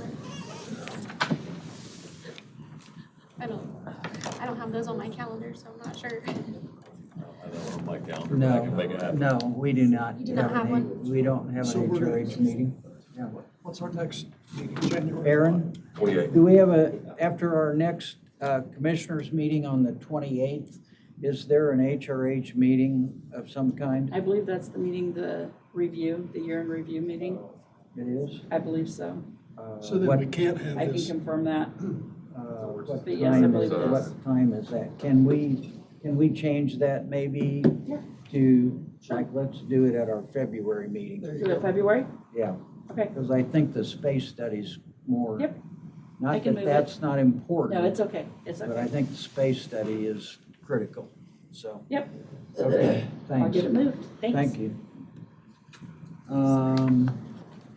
County attorney left, that tells you something. His contract. They gave him a raise. Commissioners, Bob, anything? I have nothing. Brad, anything? You know, other than I'm excited to be here. I mean, I am looking forward to the new role. I'm looking forward to collaborating with the two of you. I'm looking forward to working with all the department heads, the employees, the vendors, and consciously moving this county forward. I have some personal thoughts that I won't delve into, but I'm excited to be here, and I want everybody to know that my new email, I don't know what happened to my council email, but I have another new email. But if you have a question, shoot me an email. I'll be happy to engage employees, department heads. But I want to do the very best job I can for the constituents of the county. Most of you know my background. I mean, I'm a small business guy, so know my thinking comes from that background. You know, as I told Denny early on when I was running, I go, I'm not a patient guy. I'm gonna have to learn some patience in this executive role, but it will pain me to do that. I mean, and as a small business owner, I can make things happen pretty quick. County government, not so much, and I suppose it's structured specifically for that, but I'm not here. I'm here to make a conscious difference. I mean, I have plenty of other things I can do with my time. I'm not here for the dollars. I'm here to make an honest difference in county government and hopefully move us in a positive direction with these two senior gentlemen. I doubt that I'm here a long time, but we'll see. That's it. You're fully qualified. Thanks, Brad. We're glad you're here. Yes, we are. And yes, Bob and I are senior. That's in two ways. Real quick, from my standpoint, I was elected to the Indiana County Commissioners Association Board, and Tyler Warman, who worked with the governor and the past governor, is now the executive director of that association, and so I'll be involved with that group and hopefully bring things back to Hendricks County as I learn from them. They meet monthly, so I'll be going downtown to Barnes and Thornburg's offices. That's where we meet, a bunch of attorneys, and I'll bring things back. So FYI. And I would say again, thanks to everyone, but I think Kurt walked out or something, but Kurt, your guys driving those trucks, so on, I don't know, maybe there's a lady that drives one of them, but the people that drive those trucks and get the snow moving and so on, thank you. Did a great job, but then everybody else that was involved, that's been mentioned, thank you. We'll have more opportunity for that as time goes on. We're not out of the snow yet, but we'll get there. So I would entertain a motion to adjourn. So moved or seconded. All in favor, say aye. Aye. Aye, we're adjourned.